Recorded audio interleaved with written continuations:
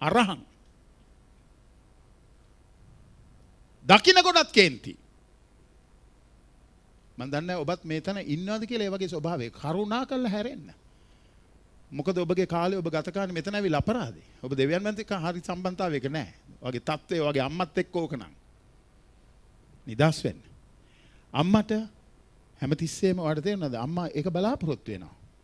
අම්මලා පුංචි කාලේ අපිව කොච්චර බදාගෙන අපිව වැළඳගෙන අපිව ඉම්බලා කොච්චර අම්මලා ඒ වගේ දෙයක් කරුවද කියලා පොඩ්ඩක් සිහි කරන්න.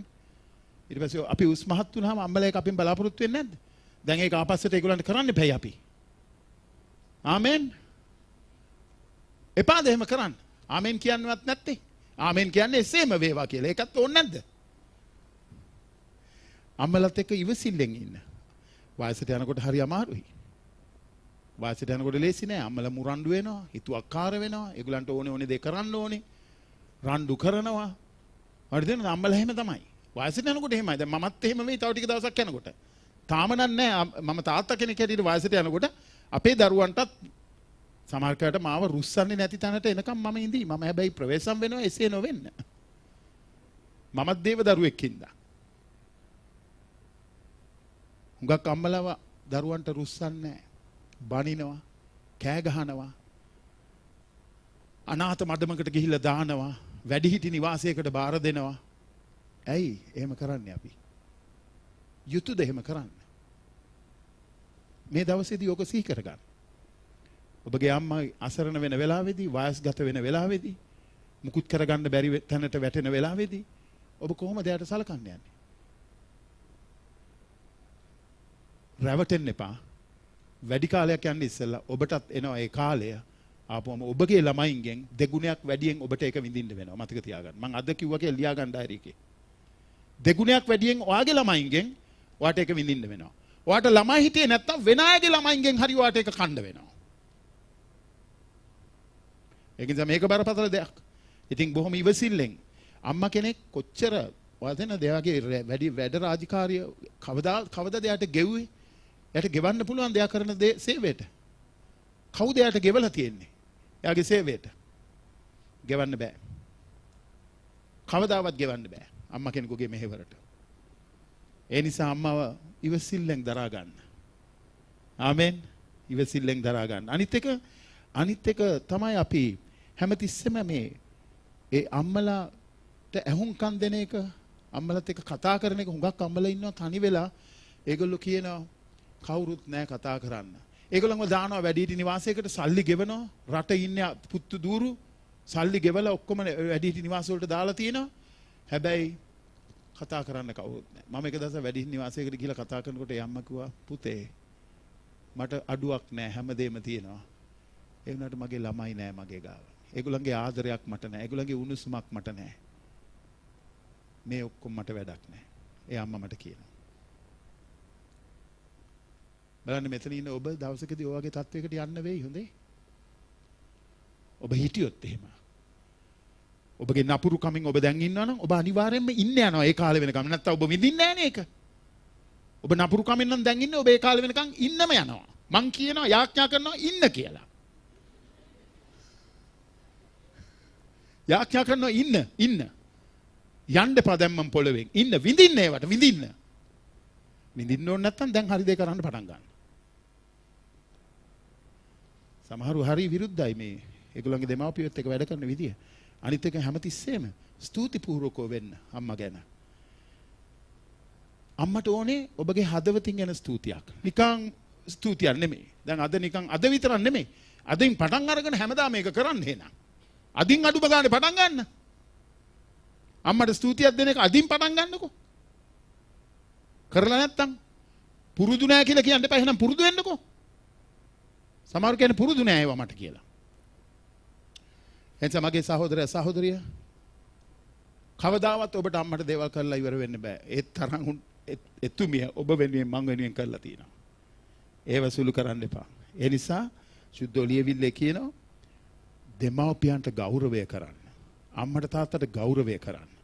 ඒක පොරොන්දුවක් සමග දෙවියන් වහන්සේ දීලා තියෙන පළවෙනි ආඥාව. නික්මයාම පොතේ 20 වෙනි පරිච්ඡේදයේ 12 වෙනි පදය. ඔබගේ මවටත් පියාටත් ගෞරවය කරන්න. ඔබ මේ පොළවේ බොහෝ කාලයක් ජීවත් වෙන පිණිස එසේ කරන්න. පොරොන්දුවක්. දෙවියන් වහන්සේගේ ඒ ආඥාවත් එක්ක දීලා තියෙන පොරොන්දුවක්. ඉතින් මගේ ප්‍රේමවන්ත සහෝදර සහෝදරිය අම්මත් එක්ක තිබෙන සම්බන්ධතාවය බින්දිච්ච කවුරු හරි මෙතන ඉන්නවද අද උදෑසන?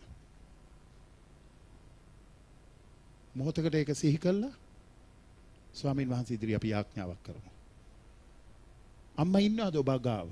කවදද අන්තිමට අම්මා පොඩ්ඩක් සැනසුවේ වචනයක් කියලා ළඟට ගිහිල්ලා කතා කරලා රුස්සන් නැති තත්වෙන් කරුණාකරලා ඔබගේ ප්‍රමාණය තියෙන හැටියට එයා තාම ඉන්න නිසා එයාට ඒ ගෞරවය ආදරය දක්වන්න පියවරක් ගන්න. දෙවියන් වහන්සේ ඔබට ඒකට විපාක දෙයි. ආමෙන්. අපි හිස නම ආඥාවක් කරමු. දෙවි පියාණනි අපි ඔබ වහන්සේට ස්තුතිවන්ත වෙනවා. යේසුනි අපිට උදව් කරන්න. කවදාවත් අපේ අම්මලට සලකන්න අපිව කාර්යයේ බහුල වූ අය වෙන්න දෙන්න එපා. අම්මලට සලකන්නේ නැතුව ඒගොල්ලන් ගැන නොතකා ඉන්න, ඒගොල්ලන් ගැන නොසලකා ඉන්න, ඒගොල්ලන්ට ඇහුම්කන් නොදී ඉන්න දෙවි ස්වාමිනී අපිට ඉඩ තියන්න එපා. අපි යාඥා කරන අපේ සිත සවිමත් වෙන පිණිස. ඔබ වහන්සේට පුළුවන් වුණාද එදා කුරුසියේ ඔබ වහන්සේ මැරෙන වෙලාවේ ඔබ වහන්සේගේ මව ගැන එසේ සලකන්න. ස්වාමිනේ අපිට උදව් කරන්න. අපි තාම ජීවත් වෙද්දී අපේ අම්මලා අපි ආවට සිටිද්දී ඒගොල්ලන් ගැන සලකන්න. ඒගොල්ලන්ට ආදරය කරන්න. ඒගොල්ලන්ගේ වරදේදීද, ඒගොල්ලන්ගේ ශක්තියේදීද, දුර්වලකමේදීද ඒගොල්ලන්ව සලකන්න. ඒගොල්ලන්ව පිළිගන්න. ඔබ වහන්සේ මේ හැම දරුවෙකුගේම සිත ශක්තිමත් කරන්න කියලා මම යාඥා කරනවා. අපිට මේ ජීවිතයේ තියෙන තාක් කල් අපි ඔබ වහන්සේගේ හමුවට එන තාක් කල් අපිට මුහුණ දෙන්න තිබෙන්නා වූ ස්වාමිනී සීලු සම්දිස්ථානයන් වලදී ඔබ වහන්සේ අපිට දුන්නා වූ අනර්ග වූ තෑග්ග අම්මා අපි මේ උදෑසන සිහි කරනවා. අපේ ප්‍රණාමය අපි අපේ අම්මා වෙනුවෙන් පුද කරනවා. යේසුනි ආශිර්වාද කරන්න. එවන් ආදරයක් ලබන්නේ නැතුව ඉන්න අම්මලා මෙතන ඉන්නවද? සනසිල්ලක් නැතුව ඉන්න අම්මලා මෙතන ඉන්නවද? හිත රිදිලා ඉන්න අම්මලා මෙතන ඉන්නවද? ඔවුන් සුවපත් කරන්න ස්වාමිනේ. ඒ දරුවන් තුලින් ඒ ආදරය ඔවුන්ට ලැබෙන්න සලස්වන්න යේසුනි. මෙතන ඉන්න අම්මලා ගැන මම යාඥා කරනවා. දෙවි ස්වාමිනේ ඒගොල්ලන්ගේ වෙහෙස කවදාවත් මිලයක් කියන්න බෑ. ඒගොල්ලන්ගේ තරමට ඒගොල්ලන්ගේ දරුවන් වෙනුවෙන් පවුල වෙනුවෙන් ඇරිලා ඒගොල්ලන්ගේ ජීවිතය කැප කරලා තියෙනවා. අපි ඒ අම්මලා ගැන ස්තුති කරලා අපි යාඥා කරනවා. ඒ හැම අම්මා කෙනෙකුටම ඒ වගේ ශක්තිමත්ව එයාගේ පවුල ආරක්ෂා කරගෙන ඉස්සරහට යන්න දේව කරුණාව ලැබෙන පිණිස අපි යාඥා කරනවා. යේසුස් ක්‍රිස්තුස් වහන්සේගේ උතුම් ජීවමාන නාමයෙන්. ආමෙන්. හොඳයි. අද අපි බලන්න යන්නේ මේ විවාහය සුරක්ෂිත කර ගැනීම. මං සීරීස් එකක් පටන් ගත්තා. කාණ්ඩයක්, දේශනා කාණ්ඩයක් පටන් ගත ගිය සුමානේ විවාහය සුරක්ෂිත කරගන්නේ, ආරක්ෂා කරගන්නේ කොහොමද කියලා. ඉස්සෙල්ලම මම කිව්වා විවාහය දෙවියන් වහන්සේ විග්‍රහ කරලා තියෙන්නේ. විවාහය දෙවියන් වහන්සේගෙන්. විවාහය පොළවේ එකක් නෙමෙයි ස්වර්ගීක දෙයක්. විවාහයේ නිර්මාතෘවරයා දෙවියන් වහන්සේයි.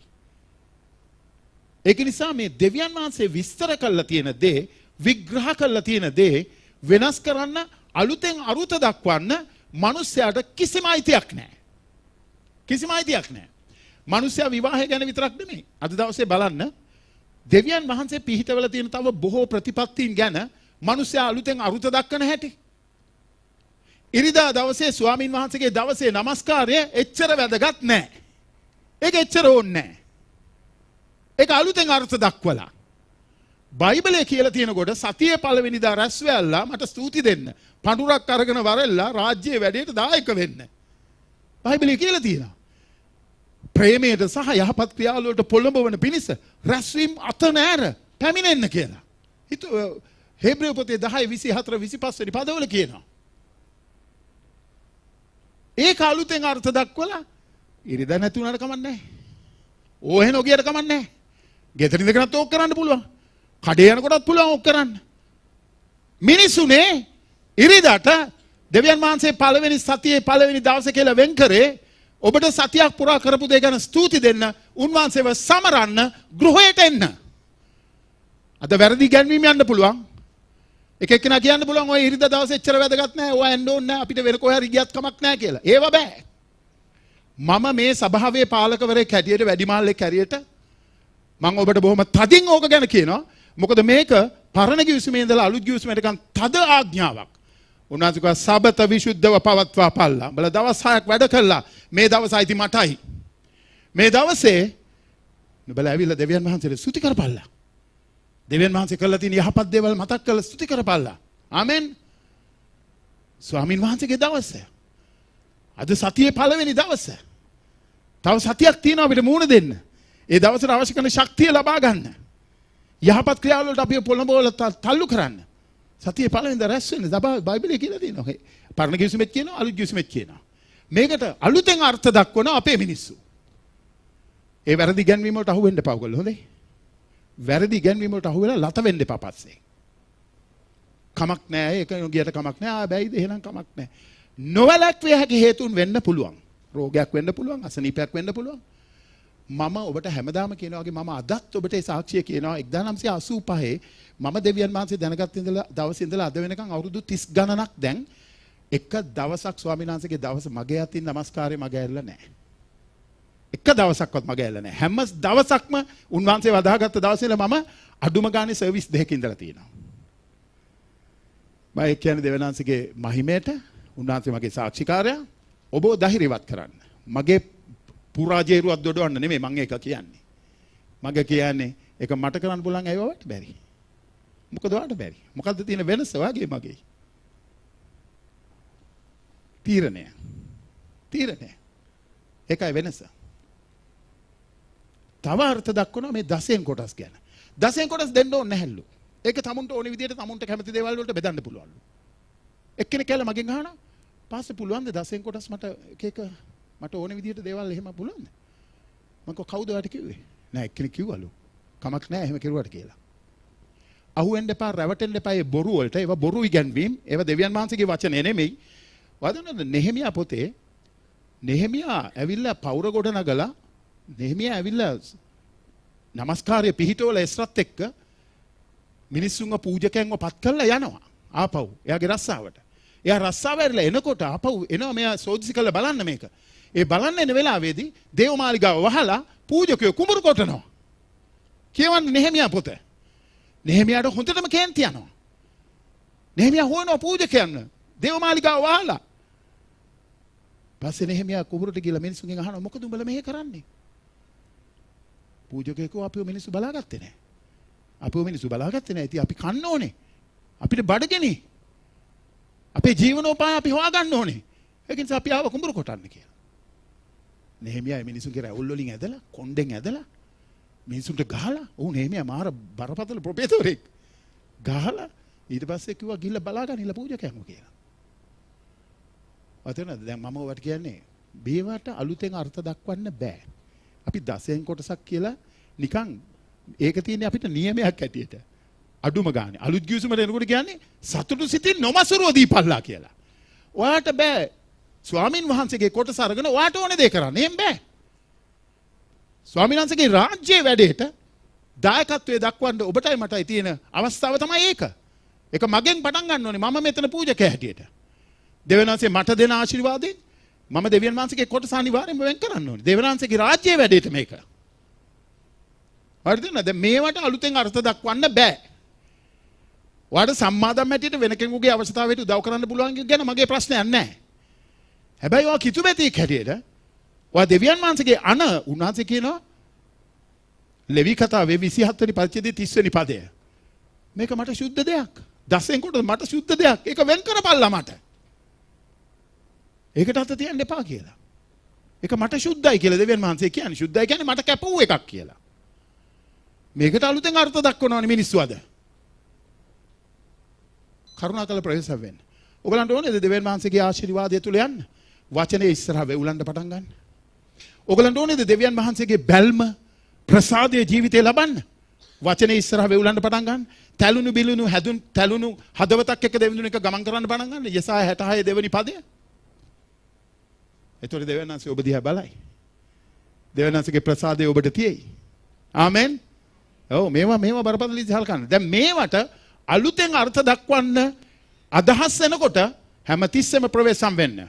බයිබලයේ විග්‍රහ කරලා තියෙන විස්තර කරලා තියෙන පිහිටුවා තිබෙන දේවල් වලට අලුතෙන් අර්ථ දක්වන්න මට ඔයාට කිසිම අයිතියක් නැහැ බයිබලයේ.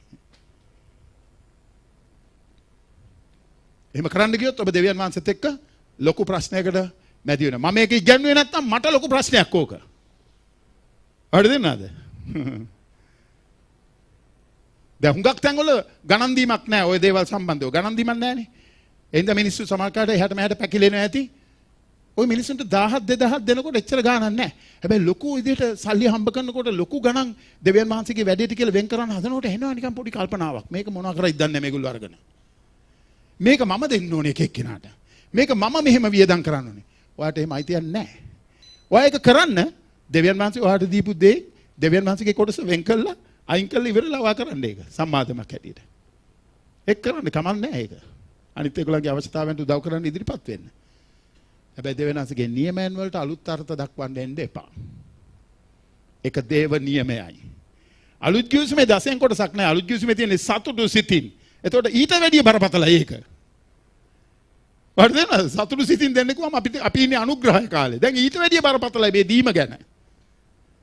දීලා බලන්න ඔයාට අඩු වෙනවද කියලා දෙවිඳුන් එක්ක යන ගමනේ. මම ඔයාට කියන්නේ සාක්ෂියක්.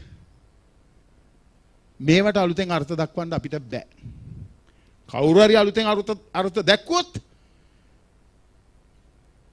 මුණ ගැහෙන්න මාව. කියන්න මම කතා කරන්නම් ඒගොල්ලන්ට. වචනේ තියෙන එක මම කියලා දෙන්නම්. මගේ ඔළුවේ හිතේ තියෙන එක නෙමෙයි වචනේ තියෙන එක මම කියලා දෙන්නම්. දෙවියන් වහන්සේගෙන් හොරකම් කරන්න එපා කියලා බයිබලයේ තියෙනකොට කොහොමද අපි දෙවියන් වහන්සේගෙන් හොරකම් කරන්නේ? මලාකි පොතේ 3 වෙනි පරිච්ඡේදය අහනවා මිනිස්සු. කොහොමද අපි දෙවියන් වහන්සේගෙන් හොරකම් කරන්නේ? ඒතකොට දෙවියන් වහන්සේ උත්තර දීලා කියනවා උඹලා ඔතු වලින් සහ 10න් කොටස් වලින් මාව හොරකම් කරනවා. මාව කොල්ල කනවා. දෙවියන් වහන්සේ අපි මුකුත් මේ පොළවේ අයිතියක් අපිට නැහැනේ. ඔක්කොම දෙවිඳුන්ගේනේ. ඒ දුන්නු දෙයින්නේ අපි දෙවිඳුන්ට දෙන්නේ. ඔයාලට තේරුණාද? ඉතින් අද මගේ දේශනාව දීම ගැන නෙමෙයි. අද මගේ දේශනාව මේ අලුතෙන් අර්ථ දක්වන එක ගැන. මේවට අලුතෙන් අර්ථ දක්වන්න බෑ. ඒ වගේම අපි විවාහයට එනකොට බලන්න විවාහයටත් අලුතෙන් අර්ථ දක්වන්න මිනිස්සු පණන් අරන් තියෙනවා. ඉස්සෙල්ලා දෙවියන් වහන්සේ මේ පුරුෂයා ස්ත්‍රිය හැටියට. අද පුරුෂයා ස්ත්‍රිය මෙන්න බඳිනවා. අලුත් අර්ථ දැක්වීමක්. මේක දැන් අලුතෙන් වෙන්න ඕනේ දෙයක්. මේ පරණ ඒවා ඕවා වැඩක් නැහැ. ඔය හනමිටි කතන්දර ඕවා. ඒ නියමය එහෙම්මමයි. දෙවියන් වහන්සේ පුරුෂයෝ ස්ත්‍රියයි හැටියට මේ පොළොවට ආවමයි ගෙනාවේ. ආමෙන්. එහෙනම් විවාහය සිද්ධ වෙන්න ඕනේ පුරුෂයයි ස්ත්‍රියයි අතරයි. ස්ත්‍රියයි පුරුෂයයි අතර නෙමෙයි. ඔය සමලිංගික සේවනයේ තියෙන ප්‍රශ්නේ ලෝකේ හරි උග්‍ර ප්‍රශ්නයක් ඒක. මෙහෙත් ආවා මේ අඩුම ගානේ මේ මෑතකදී ආවා. ඔය පනත ගේන්න. ලංකාවෙත් ගේන්න. හැබැයි ඒක දැන්ට නවත්තගෙන ඉන්නවා ටිකක්. කොයි වෙලාවෙරි ගෙනෙයිද දන්නේ නැහැ. ඒකට බර ඒගොල්ලෝ ගොඩක් ඉන්නවා ඒකයි ඒ. ඒගොල්ලන්ට වෙන්නේ මේ පනත ගේන්න. ඒකෙදි කියන්නේ මේවා අපේ අයිතිවාසිකම්. අපුව මවලා තියන්නේ මේ විදිහටයි. මම ඕක ගැන ගිය ඉරිදා විස්තර කරපු නිසා මම අද වැඩි කියන්න යන්නේ නැහැ. ඔබට ඒක අරගෙන අහන්න පුළුවන්. දෙවියන් වහන්සේ විවාහය නියම කරේ එක ස්ත්‍රියක් එක පුරුෂයෙක් සමග ජීවිතාන්තය දක්වා ගිවිසුමකටයි. ඔයාට මගදී මෙයා මට අල්ලන්නේ නැහැ. එයා මට හොඳයි. මෙයාත් එක්ක මට බෑ. එයාත් එක්ක මට පුළුවන් කියලා. එහෙම ගමනක් යන්න දෙවියන් වහන්සේගේ වචනේ ඉඩ නැහැ. ඒක නිසා ඒව ගැන කරුණා කරලා තද බල ලෙස හිතන්න. මොනවා හරි දෙයක් ඔබ උත්සාහ කෙරුවොත් එහෙම දෙවියන් වහන්සේ නියම කළා තියෙන විග්‍රහ කළා තියෙන විස්තර කළා තියෙන දෙයට ඔබ අර්ථ දක්වන්න පටන් ගත්තොත් ඒක ඔබ මේ දෙවියන් වහන්සේටත් උන්වහන්සේගේ ස්වාමිත්වයටත් එරෙහිව පහර දීමක්. වයිතනත් දෙවියන් වහන්සේ නිකයිද කියලා ඔකට එතකොට. ඔයාට විපාකේ ගෙවන්න සිද්ධ වෙයි. විපාකේ ගෙවන්න සිද්ධ වෙයි. ඒක නිසා මගේ සහෝදරිය විශේෂයෙන්ම විවාහය සම්බන්ධව දෙවියන් වහන්සේගේ නියමය මතක තියාගන්න. ඔබ විවාහ වුණා නම් ඒක පොළවේ ඉන්න තාක් කල්මයි. එක්කෙනෙක් මරණයෙන් වෙන්වීම දක්වා. ඒක කිවිසුමක්. ඒ කිවිසුම තුල යන්නයි දෙවියන් වහන්සේ ඔබයි මාවයි කැඳවලා තියෙන්නේ. ආමෙන්.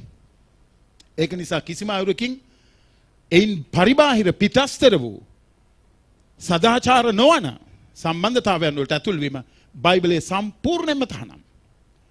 සම්පූර්ණයෙන්ම තහනම්. ඒකට කිසිම ඉඩක් බයිබලයේ නැහැ. ඒක නිසා මගේ ප්‍රේමවන්ත සහෝදරිය යේසුස් ක්‍රිස්තුස් වහන්සේගේ සුභාරංචිය තමයි ඔබට මට මේ සම්බන්ධව බලාපොරොත්තු දෙන්නේ අපිට ආරක්ෂාව දෙන්නේ. ඉතින් අපේ විවාහ ආරක්ෂා කරගන්න දෙවියන් වහන්සේ දීලා තියෙන දිශාවන් අපි අනුගමනය කරමු. ආමෙන්. අද මම ඔබත් එක්ක බෙදා ගන්න යන්නේ මේ විවාහය සඳහා දෙවියන් වහන්සේ දීලා තියෙන මහා ශාසන පත්‍රය. මොන ශාසන පත්‍රයේද? මහා ශාසන පත්‍රය. හයියෙන් කියන්න බෑ මයිත්. මහා ශාසන පත්‍රය. මේ මහා ශාසන පත්‍රයට අවශ්‍ය කරෙන්නා වූ අන්තර්ගත වෙලා තිබෙන්නා වූ ප්‍රධාන කාරණාවල් තුනක් මම ඔබත් එක්ක බෙදා ගන්න යනවා. විවාහයේ සම්බන්ධව දෙවියන් දීපු මහා ශාසන පත්‍රයට දෙවියන් වහන්සේ අඩංගු කරලා තියෙන අන්තර්ගත කරලා තිබෙන ප්‍රධාන කාරණාවල් තුනක් තමයි මම ඔබත් එක්ක අද උදෑසන මේ බෙදා ගන්න උත්සාහ කරනවා. ඔයා හිතන්න බෑ මේ ඔයා දැන් කිතුණුවෙක් වුණා. ඔයා දැන් දෙවියන් වහන්සේත් එක්ක ගමනක් යනවා. ඉතින් ස්වයංක්‍රීය ලෙසම ඔයාට නරක ආසාවල් නැහැ. අනේ මගේ කට කියන්නකො නරක ආසාවල් නැහැ කියලා. කාටද කියන්න බල මට නරක ආසාවල් නැහැ. එක්කෙනෙක් හරි ඉන්නවද මෙතන? මට කියන්න නරක ආසාවල් මට නැහැ. හොඳ ආසාවල් තියෙනවා නරක ආසාවල් තියෙනවා. ඔක්කොම හොඳ නැහැ. පිළිගන්න එක. ඔක්කොම හොඳ නැහැ. අපි ඔක්කොම හොඳ වුණොත් එහෙම මේ පොළවේ අපි නැහැ. ඔක්කොම හොඳ නම් මේ අපි නැහැ. ඔක්කොම හොඳ නැති ඉඳලා තාම අපි හුස්ම ගන්න. එනිසා මගේ ප්‍රේමවන්ත සහෝදරයා සහෝදරිය. අපි හැමෝටම මේක ගැන සාක්ෂියක් තියෙනවා. ඔව් මගේ තියෙන ආසාවල් ඔක්කොම හොඳ නැහැ. මම පළවෙනියෙන් මත උස්සනවා. ඔයගොල්ලෝ අතිස්සුවේ නැති හින්දා ස්තුතියි. ඔයගොල්ලන්ට එහෙම ප්‍රශ්නයක් නැහැ. මට තියෙන එහෙම ප්‍රශ්නයක්.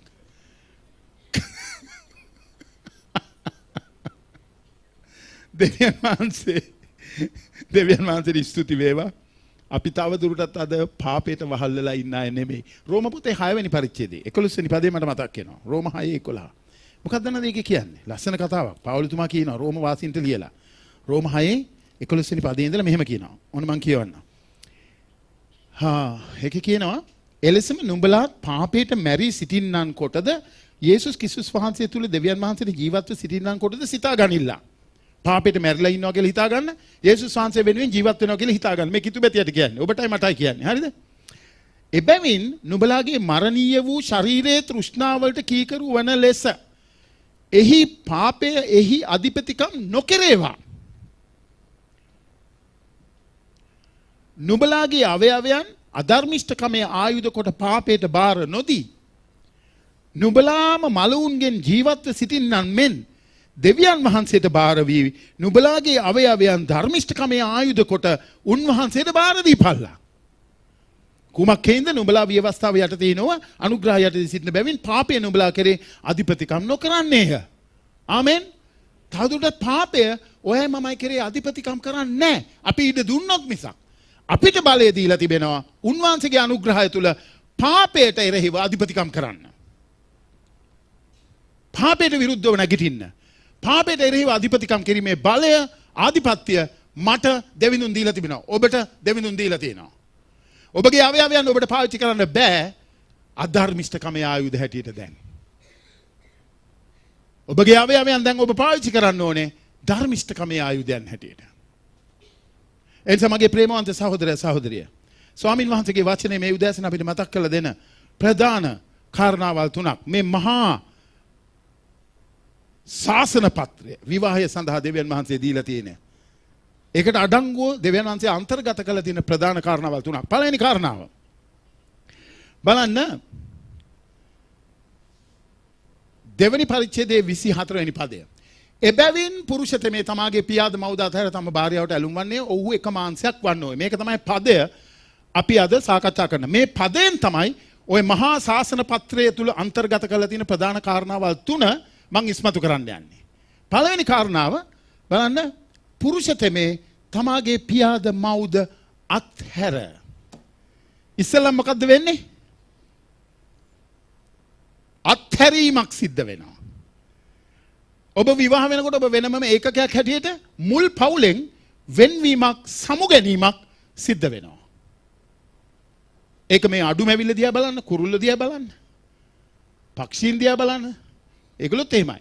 ඒගොල්ලන්ගේ පැටව බිත්තර දාලා පැටව ආපුවම කන්න බොන්න දුන්නා, ඉගිල්ලෙන් ඉගන්නවා. ඊට පස්සේ ආයේ කූඩුවට ගන්න නැහැ ඒගොල්ලන්ම. ඊට පස්සේ ඒගොල්ලන්ගේ කූඩු හදා ගන්නවා.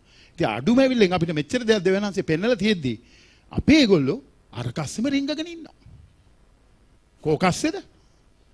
මහගෙදර රස්සේ. මහගෙදර රස්සෙම රිංගගෙන ඉන්නවා. මම නම් මේ විවාහ වෙන ඕගොල්ලන්ට ඔක්කොමලට කියන්නේ ඉස්සෙල්ලාම තනක් හොයාගත්තද? ඉස්සෙල්ලා මගේ ළමයි දෙන්නත් එක්ක මම පටන් ගත්තා. දායන් බඳිනකොට මම කිව්වා තනක් හොයාගත්තද? මෙහෙ ඉන්න බෑ ඔයා යන්න ඕනේ එළියට දැක් කියලා. අශාන් බඳිනකොට මම කිව්වා තනක් හොයාගත්තද? එළියට යන්න ඕනේ. ඒගොල්ලෝ එහෙම ගිහිල්ලා දැන් ඒගොල්ලෝ මාවත් බලාගෙන මෙහෙ ඉන්නවා. හරිද නේද? අම්මා ස්වර්ගයට ගියා. ඉතින් ඒගොල්ලෝ දැන් මාව බලාගෙන මෙහෙ ඉන්නවා. ගියාට පස්සේ. හැබැයි ඒගොල්ලෝ යන්න ඕනේ එළියට. ඒගොල්ලන්ගේ පවුලට හරිම අහිත කරා. ඒගොල්ලෝ ඒක කෙරුවේ නැත්තම්. ඕක ඇතුලේ ඉන්නකම් ඔයාට තියෙන පුදුම අසමාදානයක්. ඔයාට ඕනේ විදිහට ඔයාගේ පවුල හසුරවා ගන්න බෑ. ඒගොල්ලෝ ඇඟිලි ගහනවානේ මේකට. මෙතන ඉන්න ආච්චිලා සීලා තරහ වෙන්න එපා. තරහ වුණත් කරන්න දෙන්නේ නැහැ. මම ඕක කියනවා. අම්මලා තාත්තලා වුණත් මං කියනවා ඕක. ඕක වචනේනේ. ඕක මං කොහොමද හංගන්නේ? අනේ යාගේ හිතරිදේ මෙයාගේ හිතරිද ඔහොම කියන්න එපා. නෑ. මම කියලා දානවා මේක. මේක වචනේනේ. වෙන එකක් නම් මට හංගන්න පුළුවන් නොකිය ඉන්න පුළුවන්. මේක කියන්න නැතුව බෑ. හුඟක් වෙලාවට ඔයාලට මං කියන්න මේ වෙන්වීමට මිනිස්සු බයයි. ඔයාගේ විවාහය සැබවින්ම අනිත් ඔක්කොම මනුෂ්‍ය සම්බන්ධතාවයන් වලට වඩා ප්‍රමුඛතාවයක් ගන්න ඕනේද නැද්ද? ඕනේද නැද්ද? කී දෙනෙක් කියනවද ඕනේ කියලා? දැන් එහෙමනම් ඔයා දන්නවද මේ දෙමව්පියෝ දරුවන් අතර තිබෙන සම්බන්ධතාවය తాවකාලිකයි කියලා ඔයගොල්ලෝ දන්නවද? කී දෙනෙක් දන්නවද ඒක తాවකාලිකයි කියලා? හොඳයි. ඒක తాවකාලිකයි. එයා උස් මහත් කෙරුවා, හැදුවා, වැඩුවා. ඊට පස්සේ ආගේ කාලය එනකොට එයා විවාහයක් වෙලා ඒ ගෙදරින් යන්න ඕනේ. ඔයාගේ ජීවිතේ ළමයි කේන්ද්‍ර කරගෙන නම් ගෙදර ගොඩ නැගුණේ. අනේ පව් ඔයාට. ගියාට පස්සේ උළු ගැනගෙන ඉන්නයි වෙන්නේ. ඇයි දෙන්න අතර සම්බන්ධතාවය වර්ධනය කරගන්නේ නැහැ? ස්වාමි පුරුෂයා භාර්යාව අතර, අම්මා තාත්තා අතර ආදරය ගොඩ නැගිලා නැහැ. වර්ධනයද? ඒ givisuma ඇතුලේ ඒගොල්ලන්ගේ ආදරය ගොඩ නගාගෙන නැහැ. එතකොට ළමයි එළියට ගියාට පස්සේ මොනව කරන්නද කියලා දන්නේ නැහැ. ඒකින්ද ළමයින්ට යන්න දෙන්නේ නැහැ හුඟක් පවුල් වල. ළමයින්ව කොහොම හරි ඇතුලේ තියාගෙන හිර කරගෙන ඉන්න හදනවා. හිර කරගෙන ඉඳලා ඒගොල්ලන්ගේ ජීවිතේ ඔක්කොම අඳුරු කරනවා අම්මලා තාත්තලා.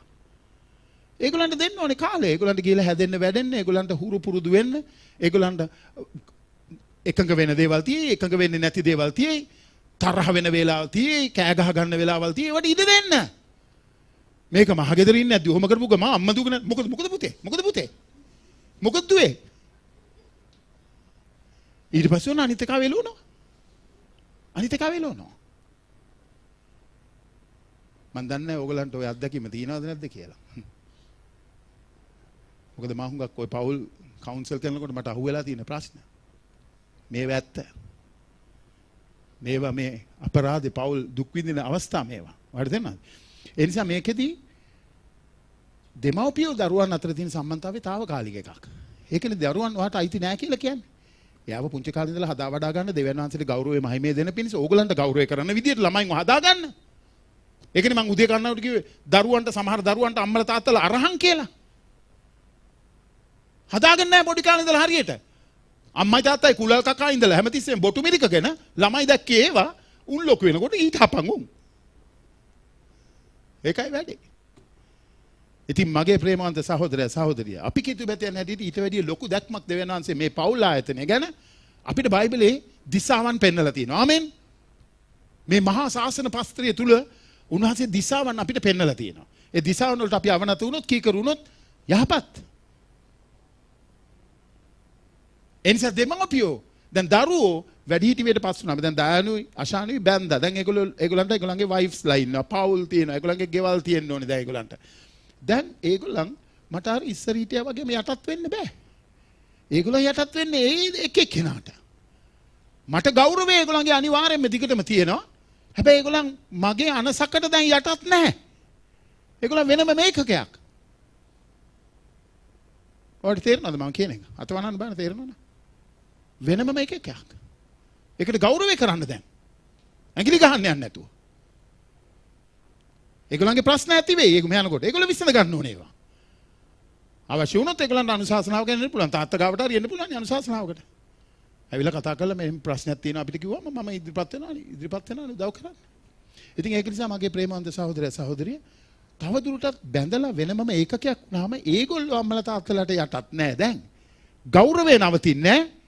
යටහත් පහයි කීකරුකම තමුන් දෙන්න ඇරෙන්න අම්මටයි තාත්තටයි නෙමෙයි දැන් තියෙන්නේ. කීකරු වෙන්න ඕනේ එයාටයි. ආමෙන්. වෙනම මේකකයක් හැටියට පටන් ගන්නකොට.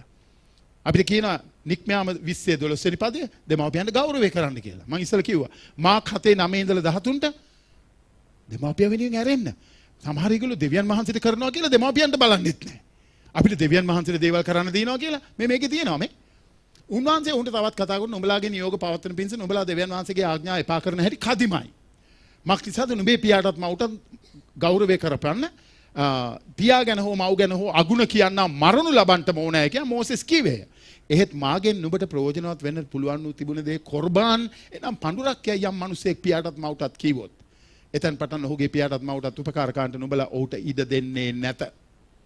මෙසේ නුඹලා බාර දී තිබෙන නුඹලාගේ නියෝග වලින් නුඹලා දෙවියන් වහන්සේගේ වචනේ අවලංගු කරන්න ඕයේ. නුඹලා තවත් එබඳු බොහෝ දේ කරන්න ඕයේ කීසේක.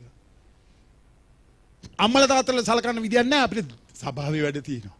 අම්මලා තාත්තලා බලා ගන්න විදියක් නැහැ සභාවේ වැඩ තියෙනවලු. ඒ මාක්ස් බහනචේ ඒස්වාන්සේ කියන කතාවේ. ඊට පස්සේ ඒක ගැන ප්‍රවේශ වෙන්න. මොකද මේකෙදී හුඟක් මිනිස්සු පටලවාගෙන ඒ දෙමාපියන්ට තවදුරටත් ගෞරව කිරීම සහ ඒගොල්ලන්ව රැක බලා ගැනීමෙන් මිනිස්සු මිදෙන්න උත්සාහ කරන ආකාරය. අපිට මේ වැඩවලට යන්න තියෙන එකකින්ද බෑ කියලා. ගණන් කතාවේ 32:11 වෙනි පදයත් ඔබට කියවන්න පුළුවන්. අපි විවාහයට ඇතුල් වෙනකොට අලුත් ඒකකයක් හැටියට දුව හෝ පුතා ඒගොල්ලෝ වෙනම ඒකකයක් හැටියට අනිවාර්යයෙන්ම ඉවත් වීම සමු ගැනීම කළ යුතුමයි. ඔබ කෙරුවේ නැත්තම් ඔබ දෙවියන් වහන්සේගේ වචනේ උල්ලංඝනය කරලා තාම ඉන්නේ. එතකොට ඒකේ විපාක ඔබට විඳින්න වෙනවා. වචනේ උල්ලංඝනය කරොත් ඒකේ විපාකය දෙවිඳුන්ගේ තියෙනවානේ. ඒක නිසා අපිට ඒකේ කියනවා අසමත් වෙන්න එපා. දෙවියන් වහන්සේගේ සැලැස්ම උල්ලංඝනය කරන තැනට ඔබ එන්න එපා. දැන් ඒක අපිට මතක් කරලා දෙන්නේ මේ අපි මේ වෙන්වීම දැන් කියනවා වෙන් වෙන්න ඕනේ කියලා. පළවෙනි එක වෙන් වෙන්න ඕනේ. පියාගෙන්ද මව්ගෙන්ද. මේ හේතුව නිසා ඒ කියන්නේ විවාහය නිසා පුරුෂ තෙමේ තම පියාගෙන්ද මව්ගෙන්ද වෙන් වෙනවා.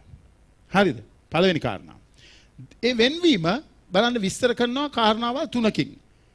පළවෙනි වෙන්වීම භූමික වශයෙන් වෙන්වීමක්. කායික වශයෙන් වෙන්වීමක්. හරිද? කායික වශයෙන් වෙන්වීමක්. එක තිමෝති 5:8 සහ උත්පත්ති පොතේ 24:67 දැන් සමහරක් ඉන්නවා දැන් රෙබේකා අයිසැක් නැත්නම් ඊසාක් විවාහ වුණාම රෙබේකාව ගේන්නේ අම්මගේ ගෙදරට. පාරණ කිව්සමේ 24 වෙනි පරිච්ඡේදයේ උත්පත්ති පොතේ. ඔයාලට තේරුණාද? රෙබේකාව ගේනවා සාරා ඉන්න තැනට. අපේ සාරා නෙමෙයි ආබ්‍රහම්ගේ සාරා. සාරා ඉන්න තැනට ගෙනල්ලා රෙබේකාව ඒ ගෙදර ඒගොල්ලෝ පදිංචි වෙලා ඒගොල්ලන් ජීවත් වෙන්න පටන් ගන්නවා.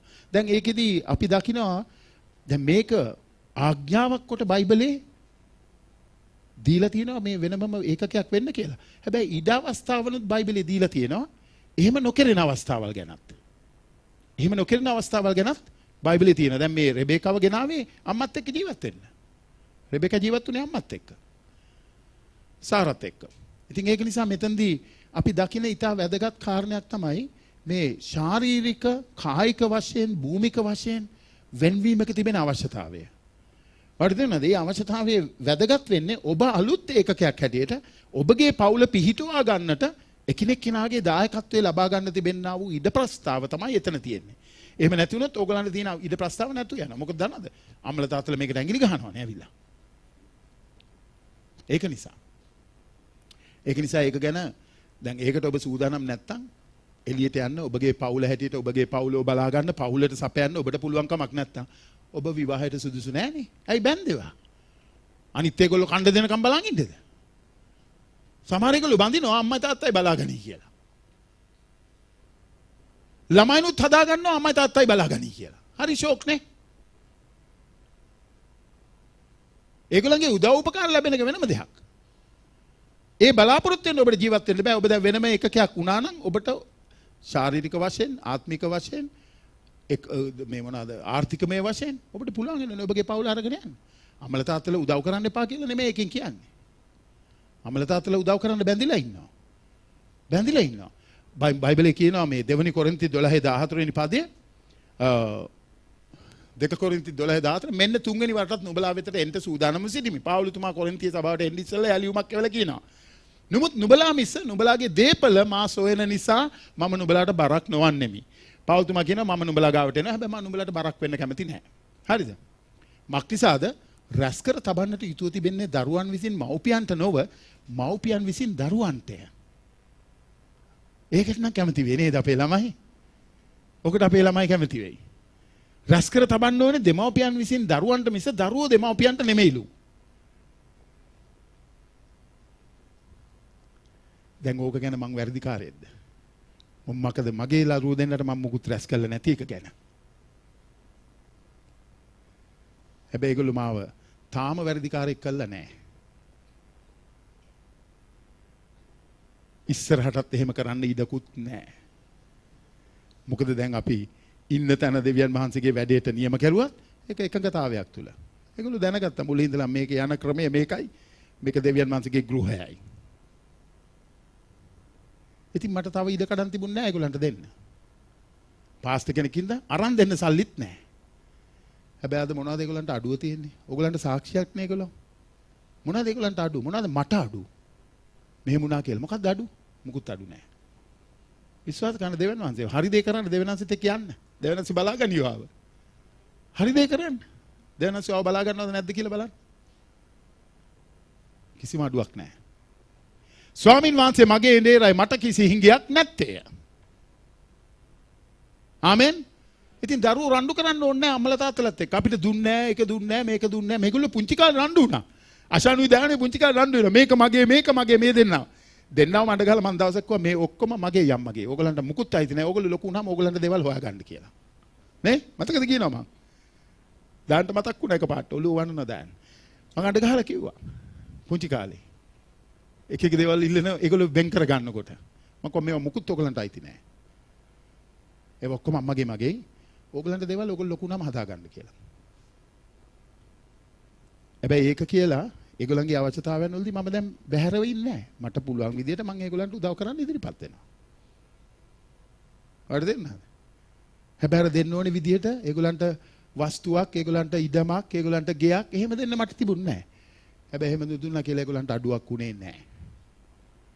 දෙවියන් වහන්සේට ප්‍රශංසා වේවා. ඔබ හරි තීරණේ ඉන්න අම්මයි තාත්තා හැටියට කවදාවත් වරදින්නේ නැහැ දරුවන්ටත්. ඔබ හරි තීරණේ ඉන්න ළමයි අම්මලා තාත්තලා හැටියට. ආමෙන්. හරි දේ කරන්න දෙවියන් වහන්සේ ඉස්සරහ අපිට හරි දේ කරන්න. ඒතර දෙවියන් වහන්සේ ඔබ දිහා බලනවා. ඒ කියන්නේ උන්වහන්සේගේ වචනේට ඔබ වෙවුලනවද? මම ඔබ දිහා බලනවා. දෙවියන් වහන්සේ කියනවා 66 දෙවෙනි පදේ යසාය පොතේ. ඔබ ඉන්නේ තැළුණු බිඳුණු කැඩුණු ආත්මයක් එක්කද? මම ඔබ දිහා බලනවා. යසාය 66 දෙවෙනි පදේ. ආමෙන්. ඒ නිසා ඒක හරි ලස්සන පොරොන්දුවක් දෙවියන් වහන්සේ දෙන්නේ අල්ලගන්න ඒවා.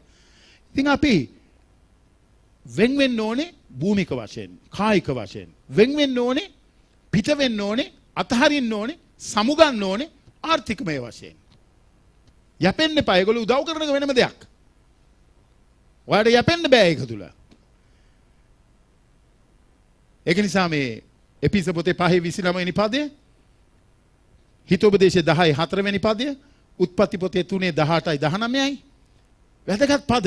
ඒවදී අපිට මතක් කරලා දෙනවා මේ දෙවියන් වහන්සේ ඉස්සෙල්ලම පුරුෂයයි ස්ත්‍රියයි මැවලා ඊට පස්සේ ඒගොල්ලෝ අකීකරු වුණාට පස්සේ අකීකරු කමට ඒගොල්ලන්ට සාපාවනේ.